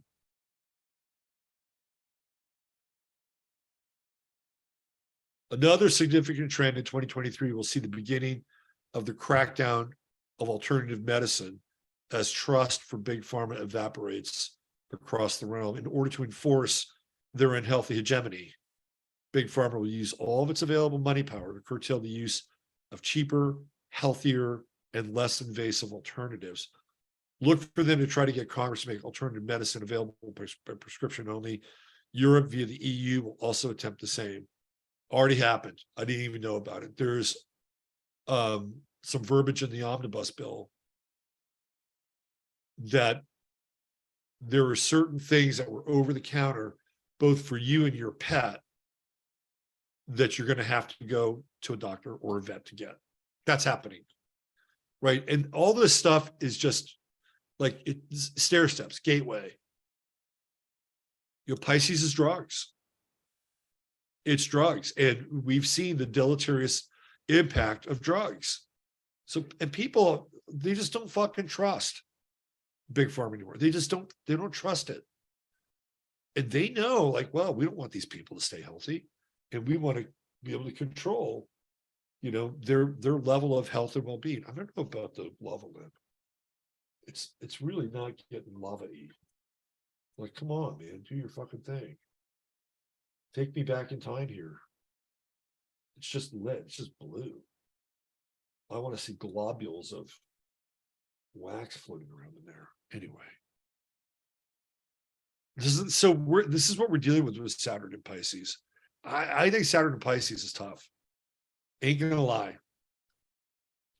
I think it's also a period where people are. What is this one? Oh yeah. It's also a period where I think the spiritual reality for people is going to get very bleak. Your Pisces represents faith, right? It represents religion. It represents sort of the mystical component of religion. And I definitely think out of the three Abrahamic faiths, the Christians are the ones that are in the biggest crosshairs right now. And I can see Saturn and Pisces as being, just go back and look at the last time Saturn was in Pisces. You had David Koresh and the Branch Davidians. That's a Saturn and Pisces moment. It's like, hello. It doesn't get much more fucking Saturn and Pisces than the government going into a compound, a religious compound, and burning the fucking place down and barbecuing all the kids and people that were there who couldn't get out. It's really funny too. Do you remember what they used to play? They had all these loudspeakers, and they would play the sound of rabbits getting slaughtered. I swear to God. That's what they played. That's what the people at the compound in Mount Carmel would hear. And it's the year of the rabbit. It is the year of the rabbit. Interesting. That's Saturn and Pisces, more persecution. It's a bleak spiritual time. But if you want to repent, or if you feel like you need more spiritual structure, form, and order in your life, this would be one of those periods where it could happen. Where you could take something very seriously, and it doesn't necessarily have to be, going to church and reciting scripture and singing with the choir and and talking to somebody at the donut shop and ask them if they've heard the good word. I mean, it could be like a serious, deep dive into meditation with Saturn and Pisces. I mean, there's something about discipline and a personal practice with Saturn and Pisces that pays off. It's kind of like when you go to meditate at a certain time every day. You do it at a certain time every day to show God in the universe that you're showing up. I'm here. I'm here. I am here today at this time every day, and I'm waiting for you. I am waiting to connect with the higher part of myself. Right? That's how that works. It's like, oh yeah.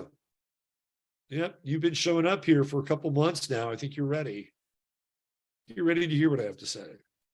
Or you're ready to get this little lightning bolt of juice coming through your third eye, or whatever that is. You show discipline. Saturn in Pisces is discipline. It's what it rewards. And, if you have an outmoded form of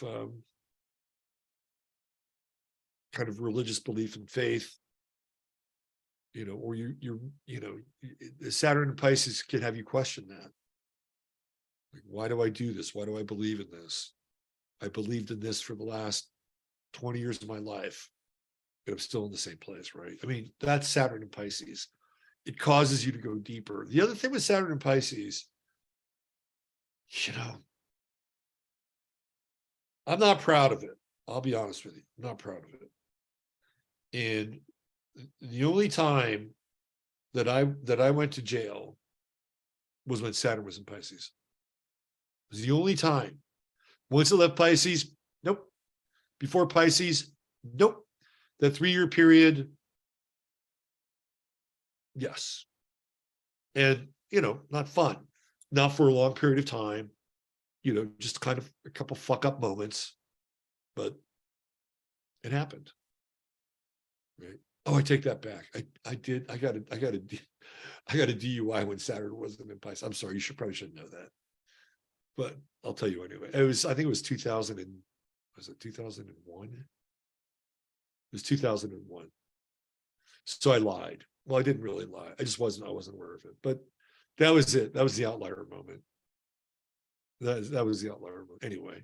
But Pisces is places like hospitals, sanitariums, prisons. And I talked about this on yesterday. Every time Saturn has been in Pisces in this country, we've experienced a massive influx of drugs. And it's usually the Saturnian overlords that are running it. You go back and look at when Saturn was in Pisces after Kennedy died. So 1964 to 67, Saturn's in Pisces. It was. And that's when the Vietnam War is on. And what happens? Heroin started showing up in great supply in this country because the French are no longer involved in the Golden Triangle. It's the United States. And guys are coming back from Nam completely strung out. Heroin starts to eventually make its way to the inner cities. You go back and you look at, the ramp up to the Summer of Love. LSD is legal. Marijuana is a big deal. Like the whole drug scene starts to really ramp up. 64 to 67. And eventually, it matriculates into heroin. You go back in the 90s, 93 to 96, what's going on then? It's crack cocaine. Crack cocaine is just burning through the streets of America. And of course, you have gangster rap, which happens then. So Saturn in Pisces is related to drugs. And it's usually the people that you would think were the ones that were trying to keep the drugs from coming into the country. They're the ones that are the biggest dealers. And we already have a huge fentanyl problem in this country. It's terrible. Will it? I mean, it's already there, right? It's not even Saturn in Pisces. So what's coming next? The other thing, and this is part of the cycle, I do think there's going to be some retribution for what's happened over the last 2 years. That's very much Saturn in Pisces. That's all of a sudden people realizing we fucked up. Doctors who work in hospitals are starting to come to their senses. I fucked up. I don't know how some of these doctors can sleep at night now. Because that there are some that got the red pill. It's like they're figuring it out now. What did I do? What did I do? What did I co-sign on here? That would be so fucking hard to live with. Just think about that for a second. And there are people who are walking around with that reality. They're walking around with that reality.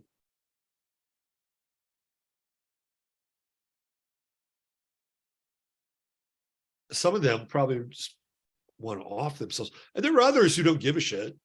They're like, this is what happens with medicine. Sometimes it works, sometimes it doesn't.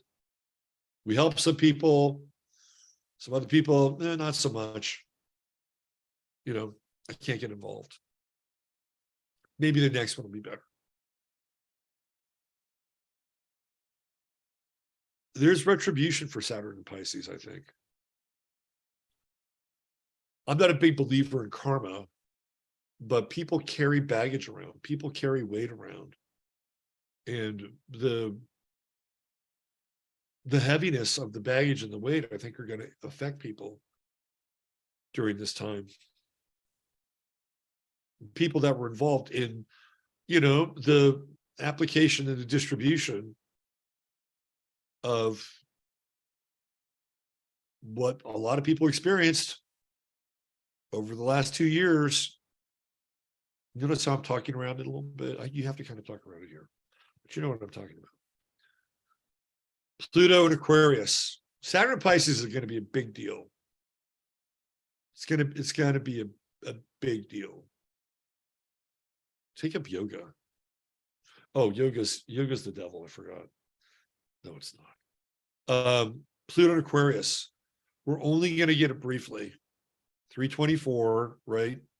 And then we have Pluto going retrograde. Where is it? Pluto retrograde, right there. Right. So we only really get a couple of months where it's going direct. Just over not even 3 months. Not even 3 months, like 2.5 months. Those 2.5 months are going to be fucking interesting. I'll tell you that. It'll be interesting. It'll be like one of those rides at the amusement park. It goes really fast and then it stops, right? And then you go backwards, like around the loop and shit, right? And then you like start going backwards again really fast. That's what it's going to be like.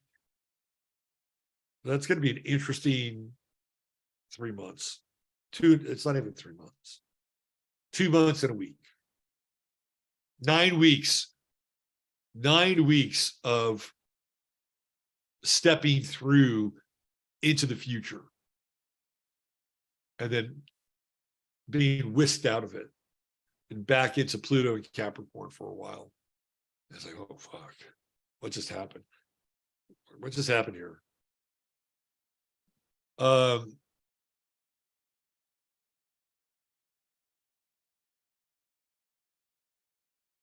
everybody's down with the World Economic Forum version of the greater good and where Pluto and Aquarius has had. No, not everybody's down with it. You know, it's like if you were to ask people and say, well, here you go. This is your future. You're not going to be able to own your car. You won't be able to drive. You'll have heat and you'll have electricity, but you won't be in control of it. We'll be in control of it. So you don't have to worry about turning your lights on and off. We'll take care of that for you. We'll make sure that at night, when you're not using your refrigerator, we'll turn it off for you. We'll turn it back on again in the morning. Oh, and there's a certain period of time where you're going to be able to wash your clothes. And after that, you can't do that. But don't worry about it. Everybody else will have it too. And you tell them that. And then you tell them, well, the other thing too is that, you know, you're not going to be able to travel very much. You won't be able to get on a plane unless, you know, you have special permission or you absolutely utterly have to, which is another special permission. And we'll control your diet. We'll do that. We'll control your diet. We'll control what you eat. And you'll have things to eat, but they won't be the things that you're used to. It'll look like it, but it won't taste like it. Like, how many people do you think will really go for that? Like, yeah, really? I'm supposed to do this? It's going to make the world a better place? What's that about? No. People are not going to be into it. They're just, if you really ask them, what would be the percentage? Oh, yeah, I'll do that. As long as, you know, it saves the earth and we're able to defeat carbon, I'll do that. And I already have a plant-based diet anyway, so that's not such a big deal. And, you know, who needs a car? You know, I Uber. I don't need a car. I just Uber. There's a certain percentage of people who are into it. They're like, well, it's not a big deal to me. It's what my life's about. So they're not fine with them, right? What is that? What's the percentage of that? 15% maybe? 10, 15? I'd say maybe 50. If you were to go around and sample everybody worldwide, maybe 15%. And that might be generous. That might be generous. That Pluto retrograde might knock that number down to 10%. Like, oh, that's where this is going? No thanks. No, thank you. Well, we have another version, just kind of on the side waiting just for that. Jupiter, Taurus, 5-7. So that's going to be May 7th. It's very different energy. Jupiter in Aries burns hot, burns fast. Jupiter in Taurus, kind of luxurious. I like Jupiter in Taurus. I like Taurus things. Could be really good. I would say make hay while the sun shines with Jupiter and Taurus. That's what I would say. Make hay while the sun shines. Because there's an opportunity here. If you are able to spend some money, right? There's an opportunity to make some money. No, I'm sorry. Let me phrase that. I got sidetracked. If you have the opportunity to spend money, what I mean by that is if you could buy a house, Jupiter and Taurus is going to be a very good time. So we're talking, Lewis, pay attention here. Right here, right there. May 7th, Jupiter goes retrograde on the 5th of September. So there's a window there, basically from May to the beginning of September, right? Beginning of May, beginning of September, that's your window. That is, there's a window there. If you've got the money and the resources, there's going to be inventory on the market. You'll be able to make a move if you have it. I think after September, the window begins to close with Jupiter retrograde. So if you plan on doing something like that, this is the year to do it, and do it between May and September. May and September, because it feels like that's kind of a, there's money flowing at that time. Who knows? Maybe the Fed is, maybe they'll take a whack at inflation and you do some quantitative easing or something. I don't, one of their little money tricks. But if you've got the dough during that period and you want to go out and get something, that's the time to do it. Because again, I think the window begins to shut towards the end of the year. Jupiter Taurus, it's really good for lands. It's good for, hard assets and hard resources. So if you want to buy a place that has land, it's a good time. Really good time. Don't hesitate. Saturn does go retrograde. The thing that's interesting about this year is how these planets change in groups. I got that a little backwards. That should be 5-2, 5-7, and then 5-15. Mercury direct. So basically, you got a Mercury retrograde on 4/21, which is right around the time where the whole Branch Davidian thing happened. Remember that? It was 4/20, I think, if I'm not mistaken. So from 4/20 to essentially 5/15, you got Mercury retro, Mercury direct, Pluto retrograde, and Jupiter goes into Taurus. So these things kind of happen in bunches. And look here, Saturn goes into Pisces on 3/8, and then 16 days later, Pluto goes into Aquarius. There's a window. That's a big window. That's kind of a seismic window, by the way. So 3/8, 3/24, March, April, that's a huge time.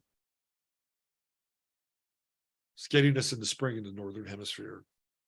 We got Saturn going retrograde at Pisces 7 on June 18th. So we see our first retrograde of Saturn in Pisces at that time. And it goes all the way, Saturn goes all the way to 0, which we'll get into. When Saturn essentially resets itself. So there's a lot of reset kind of analogies and metaphors with Saturn. So we get into things like fuel, energy, right? Those are all, those are, in some ways, those are all the economies of the reset.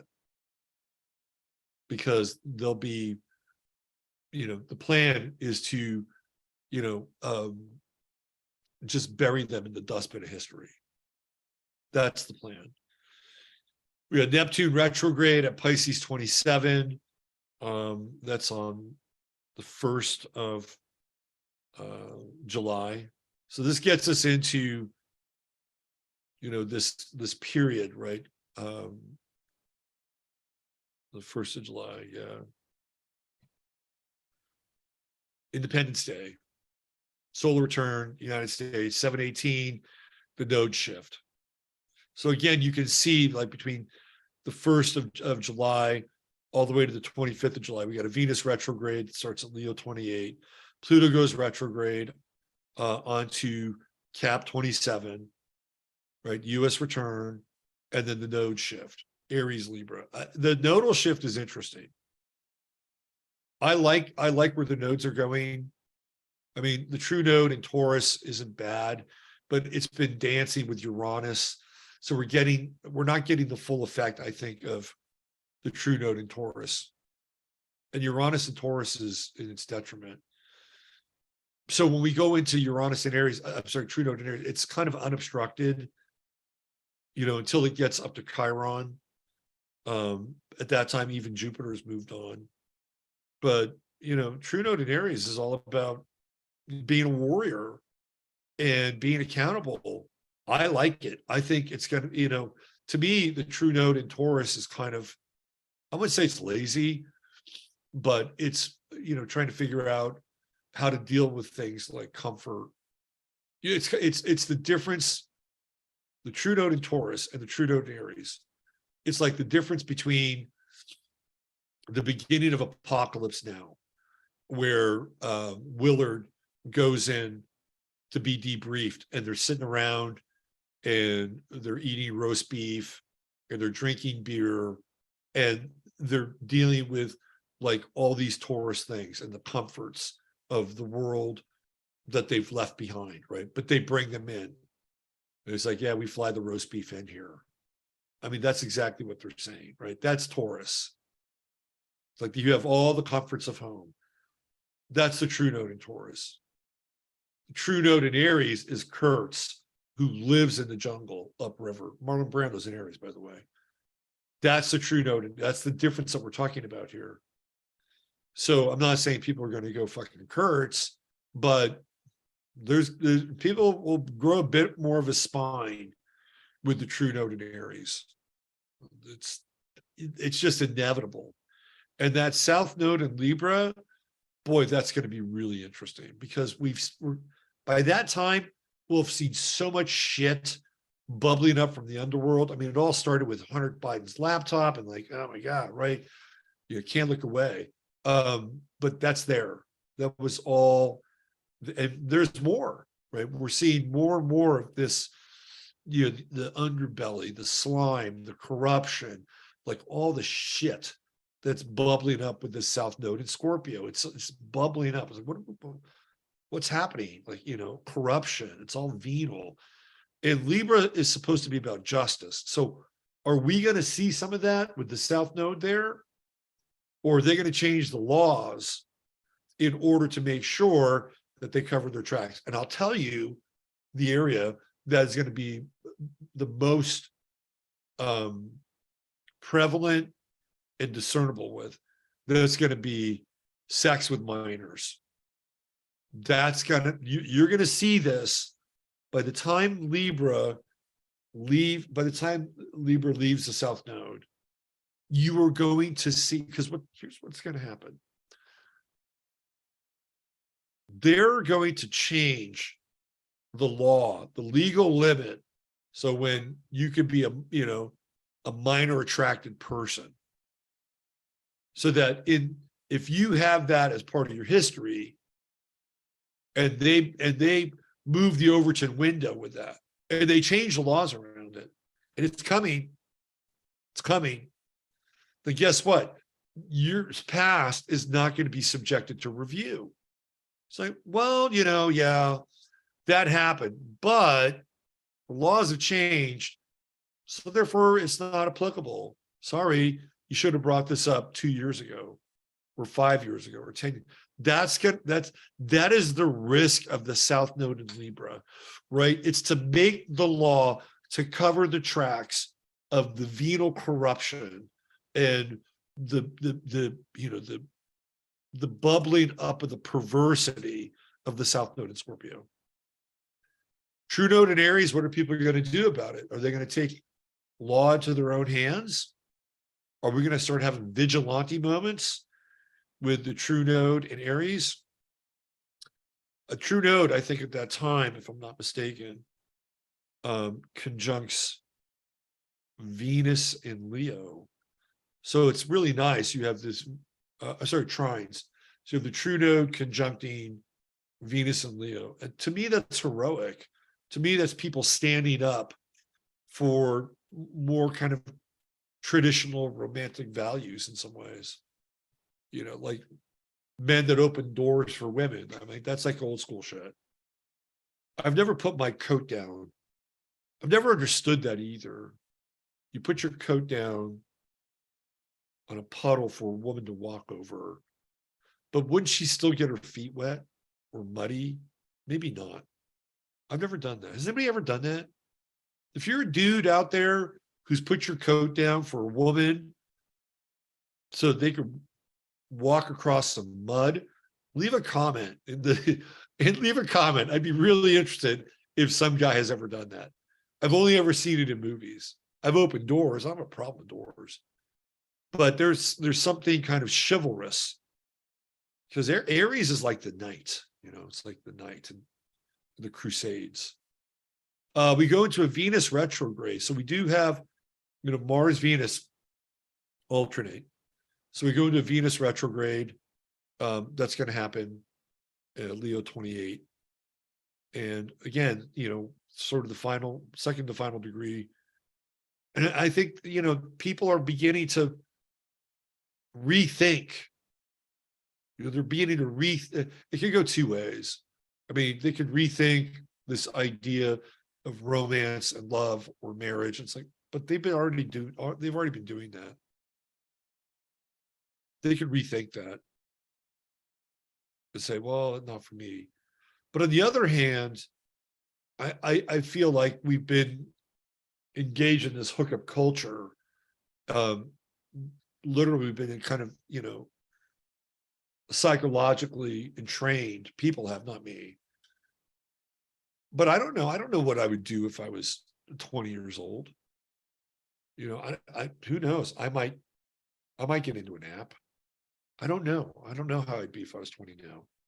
I'd like to think that I would be who I am when I was 20 in this time, but I don't think I could do that. I don't think anybody could do that. So the Venus retrograde in Leo might hearken a movement towards that.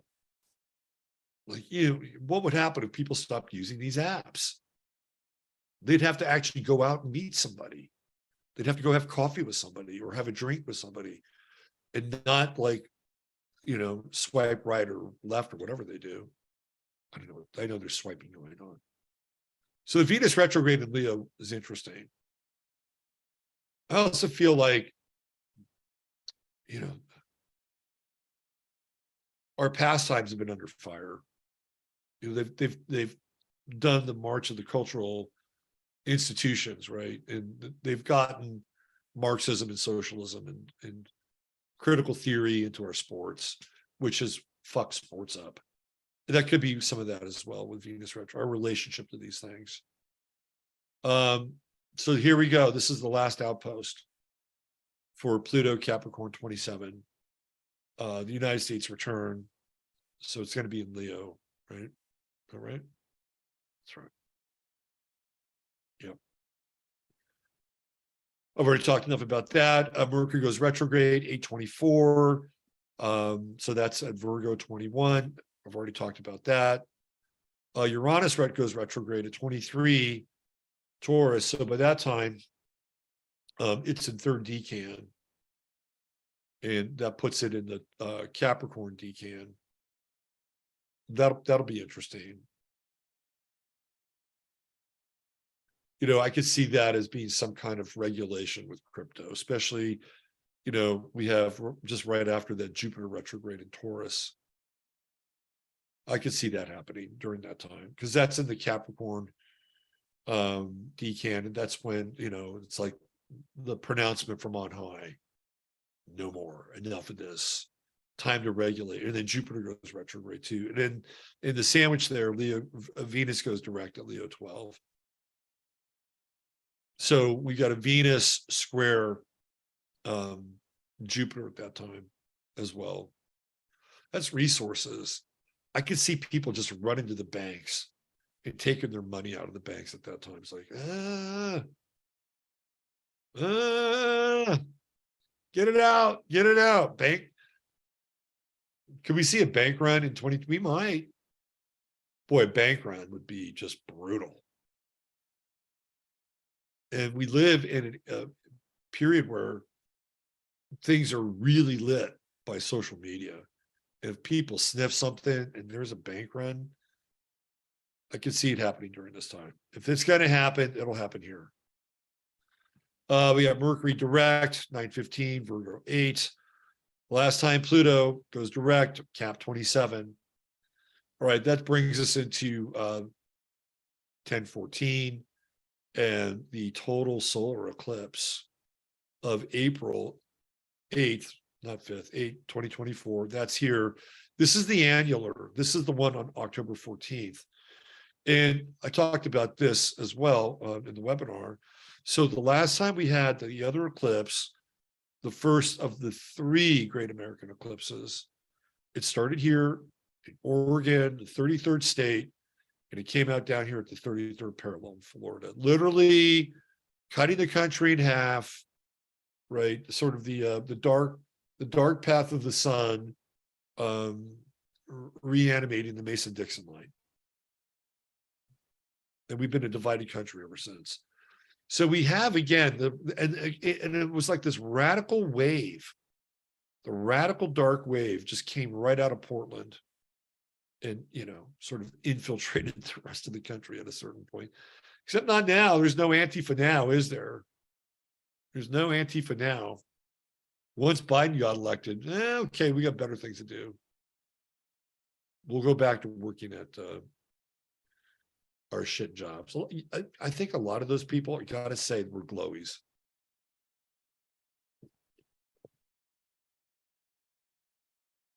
They were glowies and they were working very closely with Intel and ex-Intel. Anyway. So right here, this is interesting. That's where I live. Look at that shit. But I'm still here on April 8th, and I'm in this spot, right? I'm going to be right in the center of these eclipses. This one, to me, has to do with Mexico.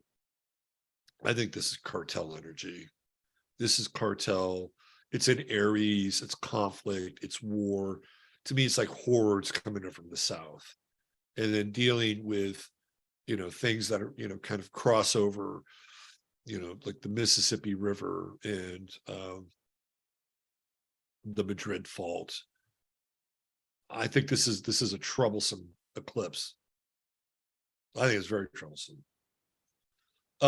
This one comes down and then it goes through part of South America, goes through the Yucatan. People were asking if it goes through Panama. It might. I know it goes into South America. I think it goes through South America, through Venezuela, and then cuts through like Brazil. By the way, Pele died last week. Pele was a true international superstar. Pele was a global icon. Even in this country, he was like, soccer wasn't really big, but everybody knew who the fuck Pele was. And he was one of those guys that, one name athlete. Pele, Ali, Reggie. People knew Reggie as Reggie. So this is a big moment right here. It's an annular eclipse. So it looks like this, right there. Ring of fire. To me, these even look more intense than the solar eclipses that are total solar eclipses. I think Texas is in the crosshairs. Gotta say, right? This is it. This is the battleground right here. Right there. That's ground zero. Because the last eclipse basically tilted this country on its fucking head. And we were divided. And we had a Gemini president who was very divisive. So we get more of this coming. This is going to be in Libra. That last eclipse was at the final degrees of Leo. So this is where the nodes come into play. And again, I wonder, getting back to what I was talking about around laws that help cover up, the cesspool of shit that we've seen with South Node and Scorpio. I can see it happening during this time. Actually, they always pass the laws at the end of the year, like they just did. But they could do it at a state level. You could have a state. Like, what would be a state that California would do that shit? Oregon would do it. Oregon was well on its way to being a map state, minor attractive person, well on its way. I could see where Oregon would just go, yeah, if you want to have mutual consent and sex with somebody who's 14 years old, you could do that. And they'll walk it back from 18 to 16. It'll be gradual. 18, 16. What about 14? Hey, look, you can make a baby at 14. Why not? We need the fertility. And then from 14, back it down to 12. And next thing you know, you're down, preteen. So that's going to be a very interesting, and I am doing an event on that day right there. You don't want to miss it. You want to be there for that event. We have the Stonehenge of the Hill Country, which we did a little ritual at. And I'm going to see if we can do something there officially, or maybe we could just, because they're going to do something at that place. I mean, it really looks like Stonehenge. All right, let's go through a few more of these. Saturn direct in Pisces. That's 11/14. So that's a reset right there. That's a reset day because it starts off at 0, retrogrades back to 0. So we're starting over, right? So think along the lines of reset with Saturn and Pisces. Is there Mercury retrograde, cap 18, 12, 13. That's where, we end the year on a Mercury retrograde. So there's a few other things here. We have Comet C 2022, ZTF, perihelion, its closest point to the sun on January 12th, brightest sighting on February 1st in 2023. Think of that as like a harbinger of the Aquarian age. That comet marks the coming arrival of the Aquarian age on February 1st. Pay attention to what's going on there. Jupiter and Venus conjunction. Nice Jupiter-Venus conjunction on March 2nd. You'll be able to see them hanging out together as one entity. Aries 11 and 10. Right, Jupiter's at 11, Venus is at 10. Man, that's I like that. I like that energy. I like Venus in Aries. It's hot. And Jupiter just makes it hotter, right? A lot of attraction, a lot of chemistry, a lot of like people jumping into something. That's what it feels like. It's a lot. That's a lot of just go for it. Just fucking go for it. And Jupiter and Venus, they conjunct period. I think the next Jupiter-Venus conjunction is, 2028 or something like that? That close. So look forward to that. Kind of a, it's not quite spring yet, but the energy feels like it. Mars enters star cluster M44. That's in the Cancer constellation. On 6/2, it's at Leo 6. So Mars is red and the stars are blue. So we have red-blue symbology. Mars standing out, during that time. There's some heroic themes in 2023. So it's not all going to be shit gravy. There's some heroic themes here in 20. You're going to see people like stand up, stand out, right? And some of it's, going to be, it doesn't all have to be patriotic. Patriotic and heroic are not always the same, by the way. What are you doing? You coming back for your encore? Come on. And then we have a blue supermoon on 8/30/31. So Pisces 6, blue moon. Those are kind of the miscellaneous celestial events. Okay, so there's more here, but that's the stuff that I save for my members. Are you a member? Look who's here. Look who's here. Yeah. You're a good boy, aren't you? You're a good Astro cat. You're a good Astro cat. All right, so I'll take you to the end. I love this image. Love this image. To me, this is the image of 2023. Making the rounds on Twitter the other day. It's called The Devil's Falls in Victoria. And the video is stunning. Stunning video. This woman is laying down right at the edge of these falls. And that's what 2023 feels like. 2024, we go over the falls. There's a lot of energy in 2023, but there's also a lot of no. There's a lot of no in Saturn and Pisces. A lot of no. All right, let me just do a quick couple of other things here, and then we're going to get on out of here. Thanks for being here tonight. I appreciate you all. And we're going to work on this a little bit. We're going to work. So I'm not going to give you the trade secrets, but we're going to work it. When the fuck are you going to become a lava lamp? They don't make lava lamps like they used to. This is a shit lava lamp. I'm gonna have to get a real lava lamp. Anyway, let me do just a little quick shout out here for a couple of people. Of course, I can't do a show without talking to my sponsor, not my AA sponsor. I've never been to AA, although I would, for a lot of people, it's a good thing. I know people that have been to AA. It was very helpful for them.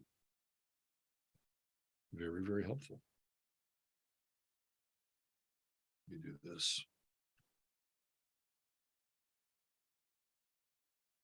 So you know that I have had a really successful year with True Ham Science. And for me, success is manifold.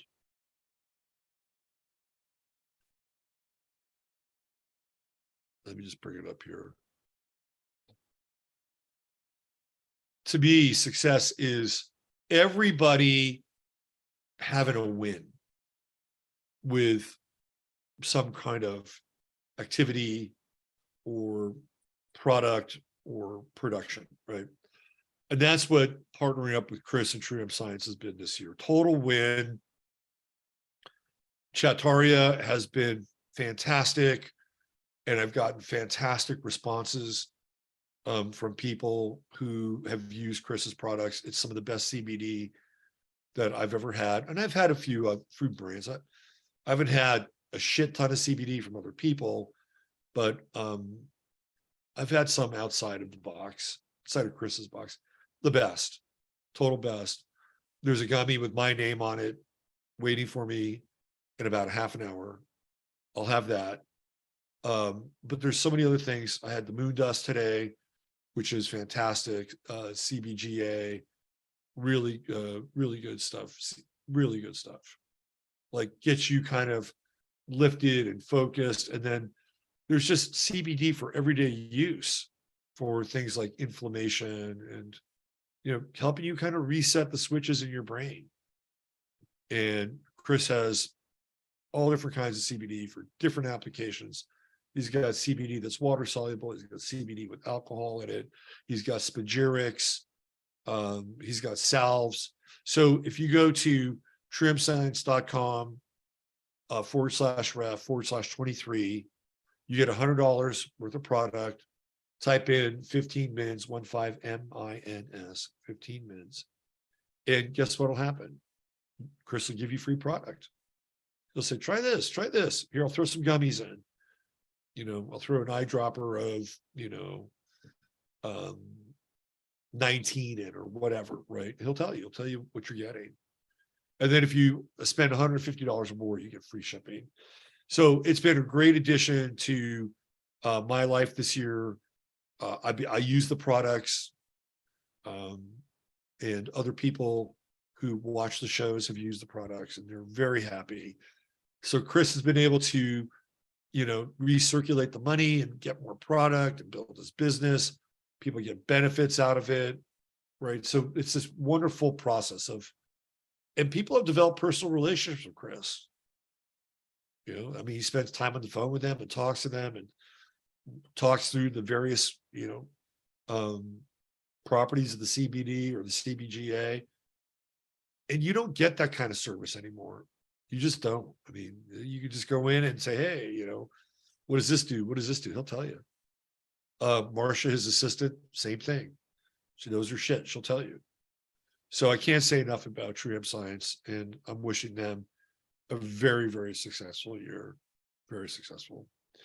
I got some friends who have a new YouTube channel, which I want to give some love to. Let me go over here. Give me one sec.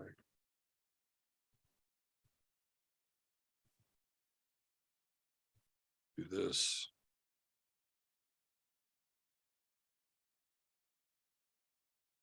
And where are we?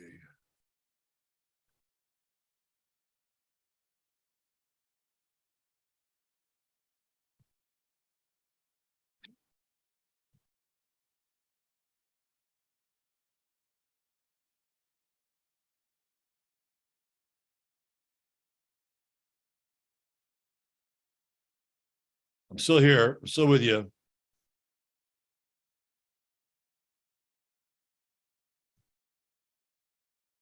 Here we go. So my friends have a new channel called Gourmet Apocalypse, which is pretty cool. And they got 76 subscribers. And you can learn how to do all this really cool shit, right? All their videos. So it's like, learning how to grow and cook and prepare things that are simple, clean, they taste good. It's a really cool channel. I've had some of these steaks. They're amazing. Filet mignon, mesquite fire, fresh arugula. That's all over an open flame. And, a lot of these are how-tos, right? And Kimberly gets into the Kawano fruit, which is really interesting, the Kawano melon. And she's basically taken this melon from Africa and grown the shit out of it here because it's drought resistant. And it just flourished in this, intense, hellish summer we had. So you'll find like really cool tidbits and stuff on this channel. No pizza stone, really cool stuff. Got some good bread. And the videos are really creative. So Gourmet Apocalypse, check them out. I'll leave the link inside the show notes. And then if you want to book a reading with me, robertphoenix.com. That's the place to go. I'm pretty booked. Like I am now having to schedule people for February. That's how booked I am. But don't let that deter you, because there are going to be people that'll begin in February, and I might have to like push you out to March. I'm sorry. It's just, it's been such a, powerful holiday season, and I'm booked. And I tried to, space it out, but I'm looking at January. My schedule is just station to station.